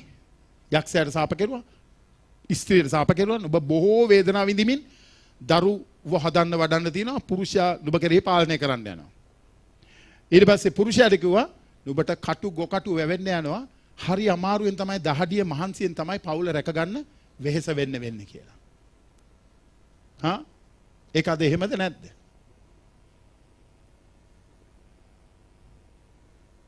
අද ඒක එහෙමමයි. හැබැයි කිතුබැතියන් හැටියට බලන්න දෙවියන් වහන්සේ තුල අපිට තියෙන සැනසෙල්ල, උන්වහන්සේගේ අනුග්‍රහය තුල ඒ ඇදහිල්ලෙන් ඔබ ජීවත් වෙනකොට, හරි දේ ඔබ කරනකොට, ඇදහිල්ලේ කීකරු කමින් ඔබ නිතරම ඉස්සරහට යනකොට දෙවියන් වහන්සේ ඔබයි මමයි ගැන බලා ගන්න විශ්වාසවන්තව ඉන්නවා. උන්වහන්සේ කිව්වා මං කෙරේ වෙවුලන මිනිස්සයා, මගේ වචනය කෙරේ වෙවුලන මිනිස්සයා කෙරේ මගේ ප්‍රසාදය තියෙනවා. මම යාව බලා ගන්නවා. ඒක දෙවියන් වහන්සේගේ පොරොන්දුවක්. ඒක හොඳට අල්ල ගන්න. ආමෙන්. අල්ලගෙන වචනේ විදිහට වෙවුලන්න පටන් ගන්න. වචනේ වෙන විදිහට ඔයා බාල කරගන්න යන්න එපා. වචනේට කීකරු වෙන්න. වචනේ ඉස්සරහ පිට වෙවුලන්න පටන් ගන්න. දෙවියන් වහන්සේගේ ආශිර්වාදය එතකොට කවදාවත් ඔබගෙන් බැහැර වෙන්නේ නැහැ. ඉතින් ඒක නිසා සමහරක් වෙලාවට අලුත් විවාහයකට ගියාම අම්මා තනියම ඉන්නවා වෙන්න පුළුවන්, තාත්තා තනියම ඉන්නවා වෙන්න පුළුවන්. එතකොට ඒගොල්ලන්ව බලා ගන්න ඕනේ. ඔයාලට කිසිම අයිතියක් නැහැ ඒගොල්ලන්ව අනාථ නිවාසයකට දාන්න. පැවිදි නිවාසයකට දාන්න. එයාව බලා ගන්න ඕනේ දැන් ඕගොල්ලෝ. ඒක දේව නියමය. ඒක ලේසි නෑ හැබැයි. වඩ දන්නවද සමහර කම්මලා සමහර තාත්තලා ඒගොල්ලෝ ලෙඩ වුණාම වද්ද දෙනවා තමයි. ඒගොල්ලන්ට අසනීපයිනේ. හැබැයි ඔබ ඒ අවශ්‍ය වෙලාවෙදී ඒගොල්ලන්ව බලාගත්තේ නැත්නම් ඔබ පසුතැවිලි වෙන්න යනවා වෙලාවේදී. එයා නැතුව ගියාට පස්සේ. මොකද දන්නවද? ඔයා ඒ සලකපු විදිහටම ඔයාගේ දරුවෝ ඔයාට සලකන්න පටන් ගන්නකොට. ඒක අනිවාර්යයෙන්ම එසේමයි. එතකොට ඔබ දැන් ඔබගේ අම්මාව තාත්තව බලා ගන්න. ඒගොල්ලන්ට ගෞරවය කරන්න. අවශ්‍යතාවයේදී ඒගොල්ලන්ට පිහිට වෙන්න. ඒගොල්ලන්ට ආදරය කරන්න. ඒගොල්ලන් පුළුවන් තරම් කාලේ ඒගොල්ලන්ගේ ජීවිතේ ඔයා වෙනුවෙන් මං වෙනුවෙන් වැය කරලා තියෙන්නේ. එනිසා දැන් ඒගොල්ලන්ව බලා ගන්න අපේ වගකීමයි. ආමෙන්. ඒකෙන් බැහැර වෙන්න එපා. ඒ වටිනාකම අද නැහැ සමාජයේ. ඒකනේ වැඩිහිටි නිවාස හැමතැනම මුදල් හම්බ කරන පිණිස වැඩිහිටි නිවාස හැමතැනම පටන් ගන්න තියෙන මිනිස්සු. පොඩ්ඩක් වැරදිකම කොහටද ගිහිල්ලා දැම්මා. හරිද නේද? ඒ නිසා එහෙම කරන්න එපා. එහෙම කරොත් ඒකේ විපාකේ ඔබට විඳින්න වෙන එක ගැනයි මම මේ කියන්නේ. අනිවාර්යෙන් මේක එහෙමම තියෙනවා. ඒක තමයි ලෝක ධර්මතාවය අනුව උනත් ඒක එහෙමයි. දෙවියන් වහන්සේ තුල ඒක ඊට වැඩිය කොච්චර බරපතලද? ඒක නිසා මගේ ප්‍රේමවන්ත සහෝදරය සහෝදරිය අපි විවාහ ජීවිතයට ඇතුළු වුණාම අතහරින්න ඕනේ. අතහැරීම භූමික වශයෙන් ශාරීරික වශයෙන් කායික වශයෙන් වෙන්න ඕනේ. අතහැරීම ආර්ථිකමය වශයෙන් වෙන්න ඕනේ. අතහැරීම මේ හැඟීම් මානසික තුල අතහැරීමක් සිද්ධ වෙන්න ඕනේ. හරිද නේද? නැත්තම් ඔය හුඟක් ඒගොල්ලෝ ඉමෝෂන් කියලා කියන්නේ භාවයන් හැඟීම්. සමහර කලන අම්ල තාත්තලා කැමති නැහැ ළමයාට යන්න දෙන්නේ නැහැ. නේද? සමහර පවුල් වල බැඳලා යන්න දෙන්නේ නැහනේ. ඕගොල්ලොත් ඉන්නද ඒ වගේ පවුල් මෙතන? යන්න දුන්නේ අපිට බැඳලා. තියාගෙන ඉන්න කොහොම හරි ගෙදර ඇතුලේ. ඊට පස්සේ ඒගොල්ලෝ අපිට කියනවා මොකද්ද කරන්න ඕනේ කියලා. ඒක හරි අහිතකරයි අලුත් පවුල් ආයතනයකට. පවුල් ඒකකයකට. හරි අහිතකරයි. මොකද ඒගොල්ලෝ හැදෙන්නේ නැහැ. ඉගෙන ගන්න නැහැ. දෙන්නට දෙන්න යැපෙන්න දෙන්නට දෙන්න එක හරි ගස්ස ගන්න යැපෙන්න පුරුදු වෙන්නේ නැහැ. අම්මලා තාත්තලා ඉන්නකොට ඒගොල්ලෝ ඇඟිලි ගහන්නේ පටන් ගන්න හින්දා. ඉතින් ඒක ගැන අපි ගොඩක් කිතු බැති වැඩි ප්‍රවේශම් වෙන්න ඕනේ. සමහරක් දරුවෝ ඒගොල්ලන්ගේ අම්මලා තාත්තලා කෙරෙහිමයි යැපෙන්නේ. හැම දෙයකම අම්මලා තාත්තලා කෙරෙහි යැපෙනවා. ඒකත් වැරදි. අම්මලා තාත්තලා මේගොල්ලන්ට යන්න නොදී ඉන්න එකත් වැරදි. අම්මලා තාත්තලා කෙරෙහිම එල්ලිගෙන ඉන්න එකත් වැරදි. ඔයාට පුළුවන් ඉඳනේ ඔයා බැන්දේ. දැන් ඔයා බලා ගන්න ඕනේ ඔයාගේ පවුල. ආමෙන්. එච්චරයි. ඒක නිසා සමහර දරුවෝ මේ හේතුව නිසා ඒගොල්ලන්ගේ දෙමව්පියන් අතරමං කරනවා. දෙමව්පියන් නොතකා හරිනවා. දෙමව්පියෝ පුළුවන් තරම් ඒගොල්ලන්ට පුළුවන් උදව්ව කරනවා. හැම පැත්තකින්ම දෙමව්පියෝ උපකාර කරනවා. අම්මා උදව් කරනවා, තාත්තා උදව් කරනවා. අන්තිමට ඒගොල්ලන්ට බැරි වෙනකොට ඕගොල්ලෝ දමල ගහලා ඒගොල්ලන්ව මග අරිනවා. හරිද වැඩේ? හරිද? සම්පූර්ණයෙන්ම වැරදි. සම්පූර්ණයෙන්ම වැරදි. දැන් ඒගොල්ලන්ව බලා ගන්න. ඒගොල්ලන් මේ පොළවෙන් යනකම් බලා ගන්න. කොච්චර දකින්නද අපි බස් ස්ටෑන්ඩ් වල දාලා යනවා. හරිද නේද? කොච්චර කුකුල් කූඩු වල දාලා ඉන්නවා, බලු කූඩු වල දාලා ඉන්නවා. අම්මලා තාත්තලාව. හරි අමාරුයිත් එක්ක හරි අමාරුයි බේර ගන්න බෑ. ඒගොල්ලන්ව බලු කූඩු වල ඔයා දැම්මොත් මන් දන්නේ නැහැ ඕගොල්ලන්ව කොහෙද ආයිද කියලා. ඔයාගේ ළමයි. ඒ නිසා මේක තදින් හිතට ගන්න. දැන් මෙතන ඇති ඔබගේ අමාරුකම් තුලින් ඉන්න තාත්තලා අම්මලා. අද අම්මලාගේ දවස මතක් කරන්න විශේෂයෙන්ම අම්මලා හරි අසරණ වෙනවා. ඒගොල්ලන් ලෙඩ වෙනකොට, ඒගොල්ලන්ට කාත් කවුරුත් නැති වෙනකොට, ඒගොල්ලන්ට අතේ මිතේ නැති වෙනකොට ඒගොල්ලන් අසරණ වෙනවා. ඔය බලා ගන්න ඒගොල්ලන්ව දැන්. ඒක තමයි ප්ලේ බෑක් එක.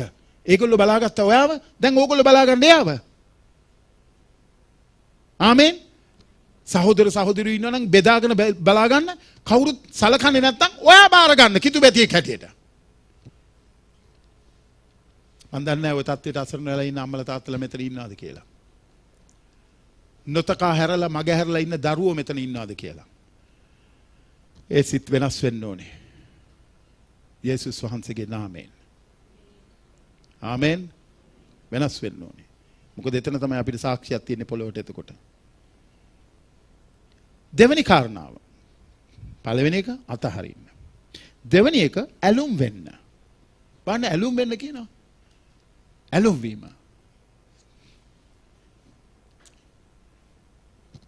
එබැවින් පුරුෂතමේ තමාගේ පියාද මව්ද අතහැර තම භාර්යාවට ඇලුම් වෙනවා. ඇලුම් වෙනවා කියන වචනේ ක්ලීව් කියන වචනේ ඉංග්‍රීසියෙන් ක්ලීව්. ඇලුම් වෙනවා භාර්යාවට. එතකොට මේකේ මොකක්ද අදහස? විවාහය කියලා කියන්නේ ඔයා දන්නවද මේ ඒ බැඳීම නැත්තම් ඒ ඇලුම් වීම පුරුෂයෙක් භාර්යාවට භාර්යාව පුරුෂයාට ජීවිතාන්තයේ දක්වා ඇති කර ගන්නා වූ සම්මුතියක් සහ පොරොන්දුවක්. දුක් සැප දෙකේදීත් පොහොසත් අපොහොසත් බැව් දෙකේදීත් රෝගී නිරෝගී බැව් දෙකේදීත් කී දෙනෙක් එහෙම කියලා තියෙනවද මේ අල්තාරයට අවිල්ලා? එහෙම කියන්නත් කැමති නෑ දැන් නේ මං එහෙම කියලා තියෙනවා කියලා. ඔයා පොළවේ විවාහයකට ගියා වුණත් දෙවියන් වහන්සේ ගාව නැතුව ඕවා කියවනවා ඒගොල්ලෝ රෙජිස්ට්‍රා. ඒවා කියනවා යා. ජීවිතාන්තය දක්වා මම බැඳිලා ඉන්නවාට පොරොන්දු වෙනවා මං ඔයාට. ගිවිසුමකට ඔයා තුල් වෙනවා. සම්මුතියකට එනවා පුරුෂයයි භාර්යාවයි. ආමෙන්. ඒක කඩන්න එපා. දැන් එයා ලෙඩයි දැන් එයා කැතයි. දැන් මට එයාව හරියන්නේ නැහැ. මොකක් පවුල් වල තියෙන ප්‍රශ්න? දැන් එයා වයසයි දැන් එයා කරදර කරනවා. එයත් එක්ක දැන් මට බෑ. ඉතින් බලු කූඩුවකට දානවා කුකුල් කූඩුවකට දානවා මග අතහැරලා දානවා කොහෙර ගිහලා බස්සලා නැතු වෙනවා. මම දැක්ක මේ ළඟදිත් පත්තරේ කොහෙද බස්සලා ගිහිල්ලා දාලා ගිහිල්ලා ඔබගේ මේ පොළවේ ඉන්න කම්ම ඔබගේ සහායකයා නැත්තම් මිත්‍රයා හැටියට තමයි ඔයාගේ භාර්යාව පුරුෂයා ඔයාට දීලා තියෙන්නේ. ඒ නිසා මේ ඇලුම් වීම සහ බැඳීම අත්‍යවශ්‍ය දෙයක් පවුලක ස්වාමි පුරුෂයයි භාර්යාවයි අතර. වෙන්වීම පළවෙනි එක, ඇලුම් වීම දෙවෙනි එක. ආමෙන්. ඒක අපිට මතක් කරලා දෙන්නේ ස්වාමීන් වහන්සේ මේක මලාකි පොතේ 2:14 වෙනි පදේ කියනවා. කොමලාකි 2:14. මේ වෙන කොහෙද යන්නේ මේ ස්ලයිඩ් එක? මලාකි 2:14 ගේන්න. අර තියෙන්නේ මතෙව් 2:14 කියලා එක දාලා තියෙන්නේ. වැරදිද? වැරදි. ඉතින් ඒක නිසා දැන් හොඳයි මලාකි 2:14 ඔයගොල්ලෝ කියවන්නකෝ. මේ විවාහය කියන එක ගිවිසුමකට කැපවීමක්. ඒ නිසා මලාකි පොතේ 2:14 වෙනි පදේ වැදගත්. ඒක මම ඔයාලට කියවන්න ඕනේ. මලාකි 2:14 මෙහෙම කියනවා. ඒකේ කියනවා ඔබගේ තාරුණ්‍ය භාර්යාව බලා ගන්න කියන එක. එයාට ද්‍රෝහි වෙන්න එපා කියන එක. 2:14. ස්වාමින් වහන්සේ නුඹ සහ නුඹේ තරුණ වයසේ භාර්යාවත් අතරේ සාක්ෂිව සිටි නිසාය ඈ නුඹේ පංගුකාරීව නුඹේ ගිවිසුමේ භාර්යාවව සිටින නමුත් නුඹම ඈට විරුද්ධව ද්‍රෝහිකම් කළෙහිය. බලන්න. දෙවියන් වහන්සේ කියන නුඹගේ තාරුණ්‍ය භාර්යාවට නුඹ ද්‍රෝහිකම් කෙරුවා. කොහොමද? වෙනත් සම්බන්ධතාවයන් වලට ගිහලා අනියම් සම්බන්ධතාවයන් පටන් අරගෙන. නුඹගේ තාරුණ්‍ය භාර්යාවට ද්‍රෝහි වුණා. ඔව් 2 ඉඳලා 2:14 ඉඳලා 16 ඔය බයිබල් පද වල ලියලා කියවන්නකෝ. දැන් මට ඔක ඔක්කොම කියවන්න වෙලා මදි නිසා මම ඔය බයිබල් පද දෙන්නම්. ඕගොල්ලෝ ලියලා ඕගොල්ලෝ පොඩි අධ්‍යයනයක් කරන්න. මේවා ගැන. මොකද ඕගොල්ලන්ට මේක වැදගත් වෙයි. ඒක නිසා ස්වාමීන් වහන්සේ අපිට මතක් කරලා දෙන්නේ මේ දෙවියන් වහන්සේ ඉදිරියේ ඔබ තබන පොරොන්දුව. ඔබගේ ගිවිසුමට විශ්වාසවන්තව ඉන්න ඔබ විවාහයේදී තබන පොරොන්දුව. ඔබ මම ඒක කෙරුවා. ඕගොල්ලෝ ඒක කෙරුවාද? විවාහයට ඇතුල් වෙනකොට? ඔව් අනිවාර්යයෙන්ම විවාහයකට ඇතුල් වෙනකොට ඔයා ඒක කෙරුවේ නැත්නම් ඔයා තාම බැඳලා නැහැ. එහෙනම් බඳවන්න ඕනේ ඔයාව ආපහු.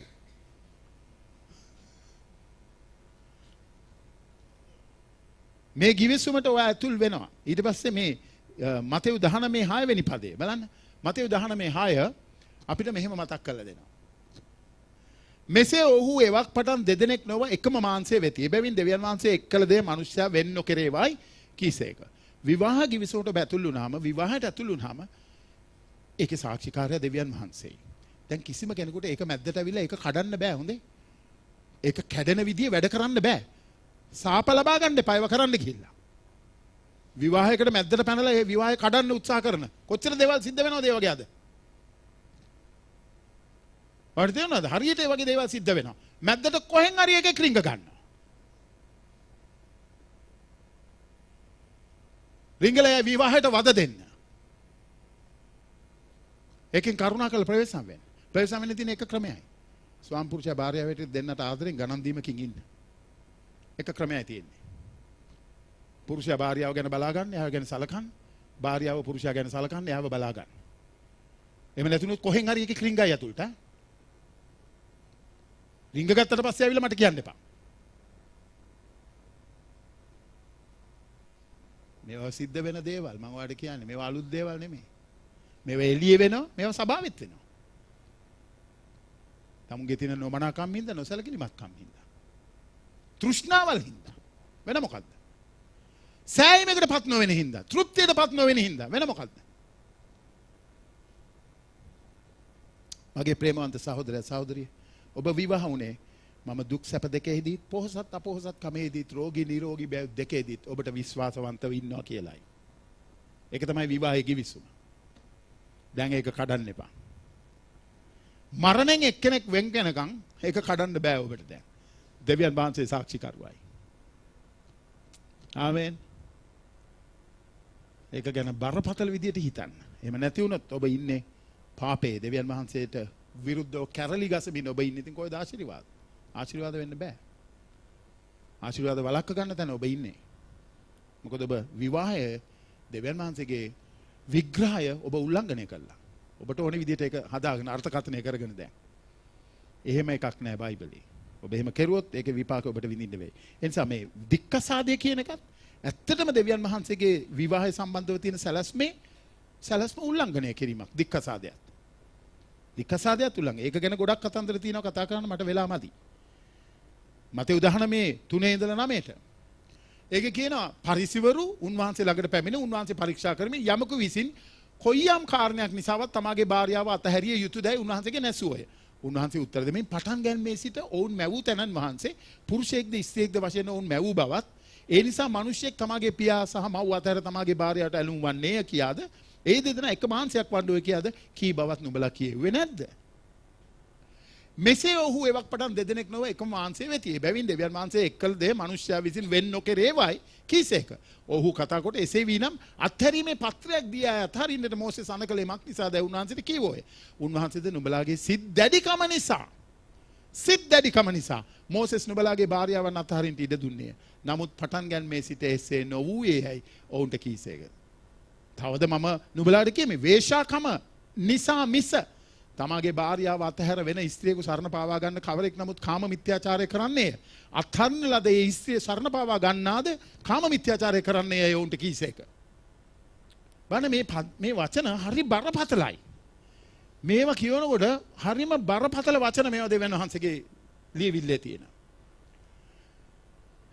ඒ නිසා මේ ස්වාමින් වහන්සේ අපිට මතක් කරලා දෙන්නේ උන්වහන්සේ දික්කසාදය ද්වේෂ කරන දෙවි කෙනෙක්.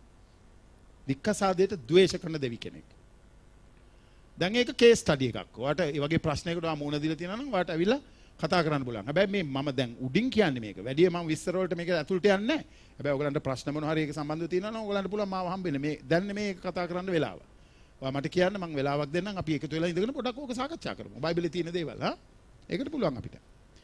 එතන දැන් මට එච්චර ගැඹුරට යන්න වෙලාව මදි. ඒ නිසා මේ විවාහයක් සිද්ධ වෙනකොට හිතන්න එපා ඒකේ වරදක් නැහැ කියලා. මේ දික්කසාදයක් සිද්ධ වෙනකොට හිතන්න එපා වරදක් නැහැ කියලා. වරදක් කොහේ හරි තියෙනවා. තියෙන හින්දානේ දික්කසාද වෙන්නේ. කොහේ හරි වරදක් තියෙනවා. ඒ නිසා වරදක් නැති දික්කසාදයක් නැහැ. මතක තියාගන්න. දික්කසාදයේ වරදක් තියෙනවා කොහේ හරි. ඉතින් ඒකට ඔයා අපි ඒක ගැන පොඩ්ඩක් සාකච්ඡා කරලා ඒක හරි ගස්ස ගන්න තැනට එන්න ඕනේ. ස්වාමින් වහන්සේ කොහොම වුණත් මේ විවාහය තුල අහිංසක පාර්ශවයක් ඉන්නවනේ. එයා ඒකට ගණන් දෙන්න ඕනේ නැහැ. ඒකට වරදකාරයා නෙමෙයි. ඒතකොට අහිංසක පාර්ශවයේ දෙවියන් වහන්සේගේ පැත්තෙන් සහයෝගයක් තියෙනවා. පිළිසරණක් තියෙනවා. ඒව වෙනමම කේස් ස්ටඩි එකක් හැටියට කතා කරන්න ඕනේ දේවල් අපි. ඒක හැම එකකටම එක විදියට අදාළ වෙන්නේ නැහැ. ඔයාට විහිං අහිංසක පාර්ශවයේ වෙන්නත් බෑ. එහෙම වෙන්න බෑ. විහිං අහිංසක අනේ මම තමයි අහිංසක පාර්ශවයේ බාන්නකො මට නෙමෙයි ඔක්කොම එන්නේ කියලා එන්න කතා කරන්න. ටිකක් වෙලා කතා කරනකොට තේරෙයි ඔයයි වරද්දගෙන තියෙන්නේ කියලා. එතකොට ඒක නිවැරදි කරගන්න තැනට එන්න දෙවියන් වහන්සේගේ ආශිර්වාදයේ කරුණාව අපිට තියෙනවා. ආමෙන්. මතෙව් 5:32 වෙනි පදය 1 කොරින්ති 7:15-16 පද. එතන මේක කියනවා මම නුඹලාට කියමි වේශකමට මිස වෙන කාරණයකට සමාගේ භාර්යාව අතහරින කවරෙක් නමුත් ඈ කාම මිත්‍යාචාරයට පමුණවන්නේ යමෙක් අතහරිනු ලැබුව ඈ විවාහ කරන්නේ නම් ඔහුත් කාම මිත්‍යාචාරය කරන්නේ. බරපතල වචන.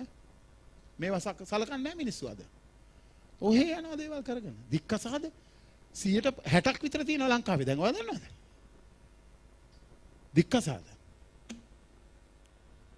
දික්කසාද කියලා කියන්නේ දෙවියන් වහන්සේගේ විවාහය සම්බන්ධ දෙවියන්සේ තබල තියෙන සැලැස්මට මූණට දමලා ගහන එක දික්කසාදය කියලා කියන්නේ. ඒ වගේ සිටිවිල්ලක හරි ඔබ ඉන්නවනම් වහාම ඒක අයින් කරගන්න දැම්මම. ඔබ ඉන්නේ දෙවියන් වහන්සේත් එක්ක පොරට. කවද්ද දෙවියන් වහන්සේත් එක්ක පොරට ඉඳලා මිනිස්සු දිනුවේ? ඔබගේ තියෙන පව්කාරකම ගැන පසුතැවිලි වෙලා දේවල් හරි ගස්ස ගන්න පියවරකට එන්න. දික්කසාදේ නෙමෙයි උත්තරය. පළවෙනි කොන්ති 7:15-16 නමුත් දැන් ඔහු ශුද්ධය. නමුත් නොහැදිලිකාර පක්ෂය අහක්ව යන්නේ නම් යහක්ව ඒවා. මේ බඳු කාරණාවලදී සහෝදරයා හෝ සහෝදරිය ඔහු බැඳී නැත. නමුත් දෙවියන් වහන්සේ විසින් අප කැඳවා තිබෙන්නේ සමාදානයේ පැවතීමටය. මක්නිසාද භාර්යාව නුඹ නුඹේ පුරුෂයා ගලවන්නේ දෝයි නුඹ දන්නේ කොහමද? නොහොත් පුරුෂය නුඹ නුඹේ භාර්යාව ගලවන්නේ දෝයි නුඹ දන්නේ කොහමද? දැන් මේ වගේ ප්‍රශ්නයක් පවුලේ ඇති වුනහම ඔයාලට තියෙන්නේ මේක දරාගෙන යන්න දැන්. දැන් ඔයා බැඳලා තියෙන්නේ. දැන් ඔයාලට ළමයි ඇති. දැන් ඔයාලට පවුල මේ පටන් අරගෙන ඇති. මේ ගමනක් යනවා ඇති. දැන් මේක දරාගෙන යන්න ඕනේ. කඩා හිරුවා ගන්න හරි ලේසි. ඊට පස්සේ ඔය නිර්මාතෘයත් එක්ක මොකද මේකත් එක්ක කරන්න යන්නේ? ගණන් දෙන්නේ කොහමද ඔයගේ ජීවිතය ගැන? පවුල ගැන. කොහොමද ගණන් දෙන්නේ? ඔයාට මෙහෙත් බලාපොරොත්තුවක් නැහැ. එහා පැත්තේ බලාපොරොත්තුවක් නැහැ. මොකද එහා පැත්තේ ඔබට කොහොමදත් යන්න බෑ. ඔබ දැන් වරදින් ඉන්නේ දෙවියන් වහන්සේට විරුද්ධව පව් කළා. උන්වහන්සේගේ ගිවිසුම උල්ලංඝනය කළා. උන්වහන්සේගේ මූණට දමලා ගහලා. ඔයා අලුත් විග්‍රහයක් අර්ථකථනයක් විවාහයට දීලා. දැන් ඔයා පටලැවිලා ඉන්නේ. එහෙම ඉන්නා නම් දැන් කාරණා විසඳ ගන්න. තවදුරටත් මේ පාපය තුල හිර වෙලා ඉන්නේ නැතුව කාරණා විසඳ ගන්න දැන්. අනේ බෑ යා මට උදව් කරලා තියෙනවා. යා මාත් එක්ක ගොඩක් කල් ඉඳලා තියෙනවා. ඒ නිසා මට දැන් එයාව අතන්න බෑ. මාර ප්‍රශ්නයකට මම මුහුණ දෙන්නේ. මට කෑ ගහන්න හිතෙන්නේ ඕකට. ඒකින්ද මෙතන පපුවේ අමාරු තියන අය ඇතිනේ. ඒකින්ද මං කෑ ගහන්නේ.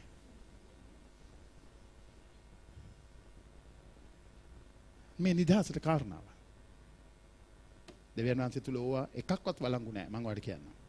ඉතින් ඒක නිසා හැම උත්සාහයක්ම දරන්න ඕනේ කැඩිලා බිඳිලා තියෙන තැන මුදවා ගන්න, හරි ගස්සා ගන්න. ඒක පුළුවන්.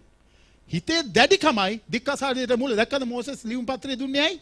හිතේ දැඩිකම හින්දා. ඒ ස්වාංශිකව හැබැයි හොද්දට ලුණු ටිකක් වැඩි වුණා නම් භාර්යාව දික්කසාද කරන්න අයිතිය තිබුණා. හොද්දට ලුණු ටිකක් වැඩි කියලා. මේ ගෑනට උයන්න දන්නේ නැහැ.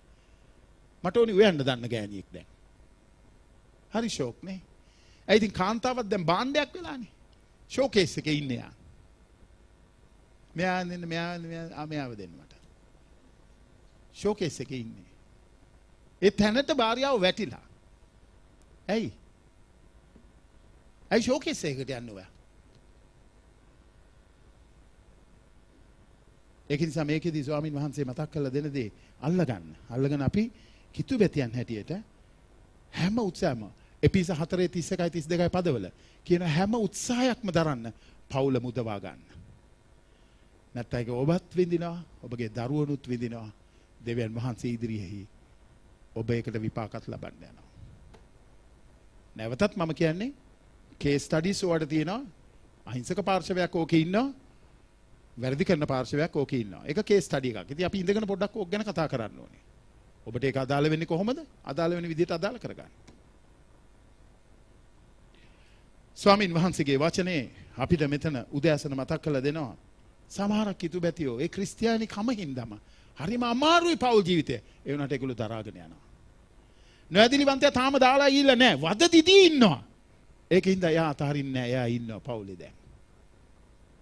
අර නොඇදිලිවන්තයා පුරුෂයා හෝ භාර්යාව. නොඇදිලිවන්තෙක්. වද දිදී ඉන්නවා විවාහයේ. හැබැයි ඇදිහිල්ලා තියෙන කෙනා ඒක දරාගෙන ඉන්නවා. මම ඒකනේ කිව්වේ භාර්යාවන්ට භාර්යාවෙනි ස්වාමින් වහන්සේ ඔබගේ ස්වාමි පුරුෂයා. එයාට මොරගසන්න ප්‍රශ්නයක් ඇවිල්ලා තියෙනවා නම් පවුලේ. උන්වහන්සේට මොරගසන්න. උන්වහන්සේ වාගේ ස්වාමි පුරුෂයා. යසාය 54 එහෙම කියනවනේ. මම නුඹගේ ස්වාමි පුරුෂයා කියලා. එතකොට මොරගසන්න උන්වහන්සේට. මේ පෝරිසාදයට එක්ක මට ඉන්න බෑ කියලා. දමලා ගහලා අතහැරලා දාලා ඊට වඩා හොඳ පෝරිසාදෙක්ව හම්බ වෙයි එතකොට. ඒක නිසා මෙතනදී මේ කාරණාවල් හරි බරපතල කාරණාවල්. ඔබ කිතුබැතියෙක් නම් ඇදහිල්ලෙන් මේ අමාරු විවාහය තුල ඉන්න ඒක කඩා හිරවා ගන්න යන්න එපා. ස්වාමින් වහන්සේ තුල මේක කියනවා කවුද දන්නේ මේ භාර්යාවට මේ භාර්යාවගේ ඇදහිල්ල නිසා දෙවියන් වහන්සේ පුරුෂයා වෙනස් කරයිද කියලා. ඔයා දන්නේ නැහැ නේද? ඒක දෙවියන් වහන්සේනේ කරන්නේ. ඔයාට එහෙම විශ්වාසයක් තියනවද? මේ පෝරිසාදයව දෙවියන් වහන්සේට පුළුවන් වෙනස් කරන්න. එනිසා මම ඉන්නවා යාඥාවෙන්. ස්වාමිනේ ඔබ වහන්සේ මට දුන්නු පුරුෂයා මට දුන්නු භාර්යාව මං එයත් එක්ක ඉන්නවා. අමාරුයි. ඒ වුණාට මමනේ ඇදහිලිවන්තයා. මං ඉන්නවා. කතා කරන්නත් එපා කියන්නේ ඔය දික්කසාදේ කියන වචනය. ඒක නපුරු වචනයක් මා. දෙවියන් වහන්සේගේ මූණට දමලා ගහන වචනයක් ඒක. ඒක නිසා මේකෙදී අපිට ස්වාමීන් වහන්සේ මතක් කරලා දෙන්නේ ඒකයි.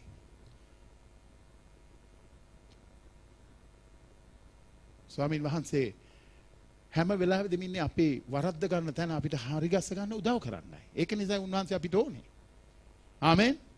එනිසා උන්වහන්සේට වඩා ලං වෙන්න, උන්වහන්සේට වඩා සමීප වෙන්න. සමහරක් අමාරු විවාහයන් දෙවියන් වහන්සේගේ අනුග්‍රහය නිසා එපිසිපොතේ 5:1-2 කියනවා. දෙවියන් වහන්සේගේ අනුග්‍රහය නිසා ඒවා සුව වෙලා තියෙනවා. හැබැයි ඔබ දරාගෙන ඉන්න ඕනේ.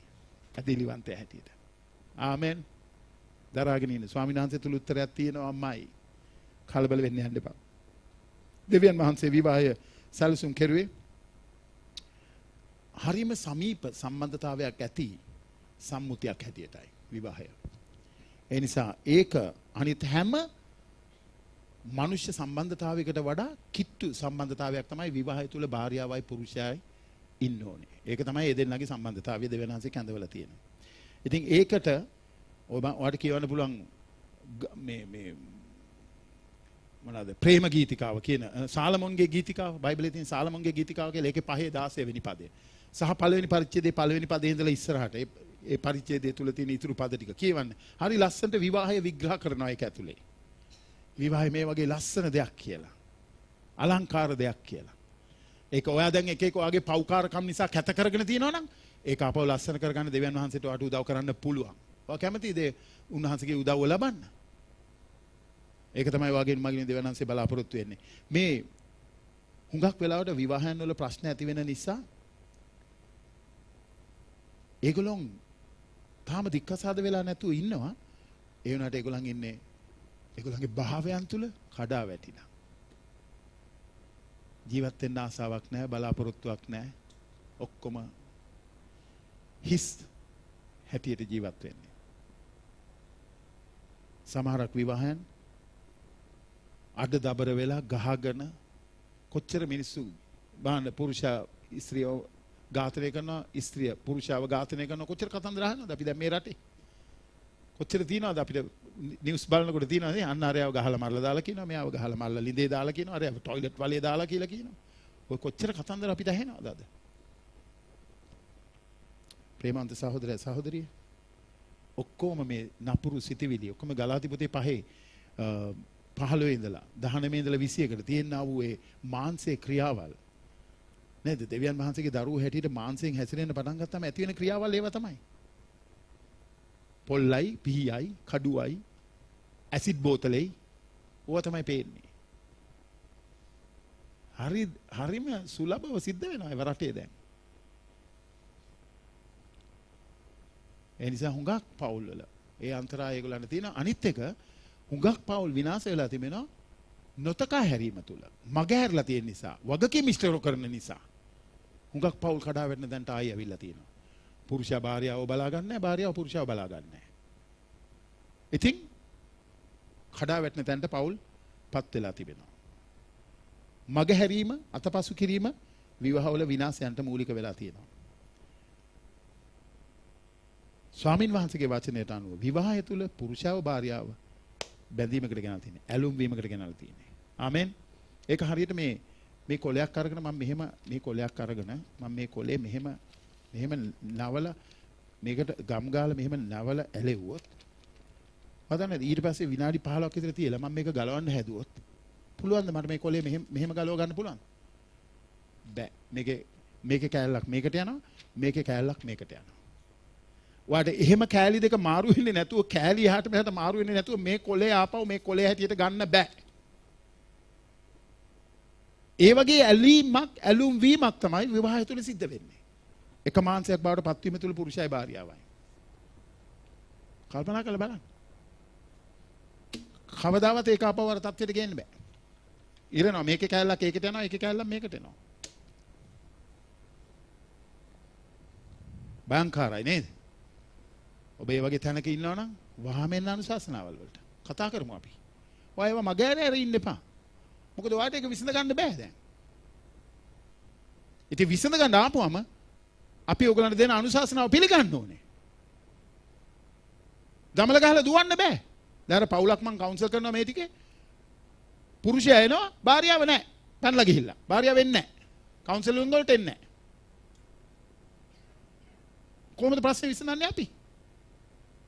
විසඳන්න බෑ. අනුශාසනාව දීපම අනුශාසනාව පිළිපදින්න ඕනේ. වචනයට කීකරු වෙන්නේ. වචනේ ඉදිරියේ වෙවුලන මිනිස්සයාදී ඇයි දෙවියන් වහන්සේ බලන්නේ කියලා මං කිව්වේ ඔයාලට. වචනේ ඉදිරියේ වෙවුලන මිනිස්සයාට දෙවියන් වහන්සේගේ ආශිර්වාදය තියෙන්නේ. ඉතින් ඒක නිසා අද දවසේ හුඟක් වෙලාවට ඔය හැංගීම් බර වෙලා භාවයන් කුලප්පු කරගෙන ඔය දන්නවද? ඔය වනචර කම් වලට යොමු වෙන්නේ. පවුල් වල පුරුෂයා භාර්යාව වනචර කම් වලට.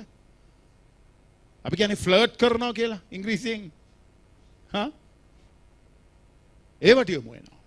ඒවට යොමු නම් මොකද වෙන්නේ? ඔයාගේ භාර්යාව පුරුෂයා නෙමෙයි වෙන කවුරු හරි එක්ක ෆ්ලර්ට් කරන්න පටන් ගන්නවා. ඒකෙදි ඔයාගේ විවාහ ගිවිසුමේ ඔක්කොම තියෙන කොන්දේසි කඩනවනේ වා. කඩනවනේ කොන්දේසි. ඔයාට මොකද දන්නවද වෙන්නේ එතකොට? ඔයා ලැජ්ජාවටපත් වෙනවා. ඔයා වාගේ පවුල තුල ලැජ්ජාවටපත් වෙනවා, ළමයි ඉදිරියේ ලැජ්ජාවටපත් වෙනවා, ලෝකයේ ඉදිරියේ ලැජ්ජාවටපත් වෙනවා. ඒ අමන ක්‍රියාවල් හින්දා. ඒව ගැන පරිස්සම් වෙන්න. විශේෂයෙන්ම තරුණ පුරුෂයෝ, තරුණ භාර්යාවෝ මේව ගැන ප්‍රවේශම් වෙන්න. ඔයගලන්ට දෙවියන් වහන්සේ දුන්නා වූ සහකාරියත් එක්ක ජීවත් වෙන්න අවශ්‍ය කරන යටත්කම, කීකරුකම, පිරිසිදුකම පවත්වා ගන්න උත්සාහ කරන්න. එහෙම නැති වුණොත් ඕගොල්ලෝ මේකේ විපාකේ ඕගලන්ට විඳ ගන්න වෙයි. ඔයාගේ විවාහයේ පොරොන්දු සුළු වෙන්න දෙන්න එපා. ඔයා ඒතකොට දෙවියන් වහන්සේත් එක්කයි පොරොට ඉන්නේ. තුන්වෙනි කාරණාව, අවසාන කාරණාව මේ මහා ශාසන පත්‍රයේ පළවෙනි එක ඔබ අතහරින්න ඕනේ, දෙවෙනි එක ඔබ ඇලුම් වෙන්න ඕනේ, තුන්වෙනි එක ඔබ එක මාංශයක් වෙන්න ඕනේ. මේ ලිංගික සම්බන්ධතාවය ගැන බයිබලයේ කතා කරන්නේ දෙවියන් වහන්සේ මේ පවුල තුල, විවාහයේ තුල අනර්ග දෙයක් හැටියටයි. ඒක විවාහය තුල අලංකාර දෙයක් හැටියටයි. විවාහය තුල පමණයි ඒක. විවාහයෙන් පරිබාහිරව කිසිම අයුරකින් ඒකට ඉඩක් නැහැ. විවාහය තුල ලස්සන දෙයක් ඒක. ලිංගිකත්වය. අද ඒක තියෙන විවාහය තුල නෙමෙයිනේ. ඉතින් ඒක එළියේ ජීවත් වෙනවා. එකට ජීවත් වෙනවා. පුළුවන්ද කියලා බලනවා. ෂෝකේස් එකෙන් අරන් තියෙන්නේ. තේරෙනවද මන් දන්නේ නැහැ ඔයගලන්ට මං එහෙම කිව්වම. මං දන්නවා ඊට වැඩිය හොඳ භාෂාවෙන්ත් ඕක කියන්න.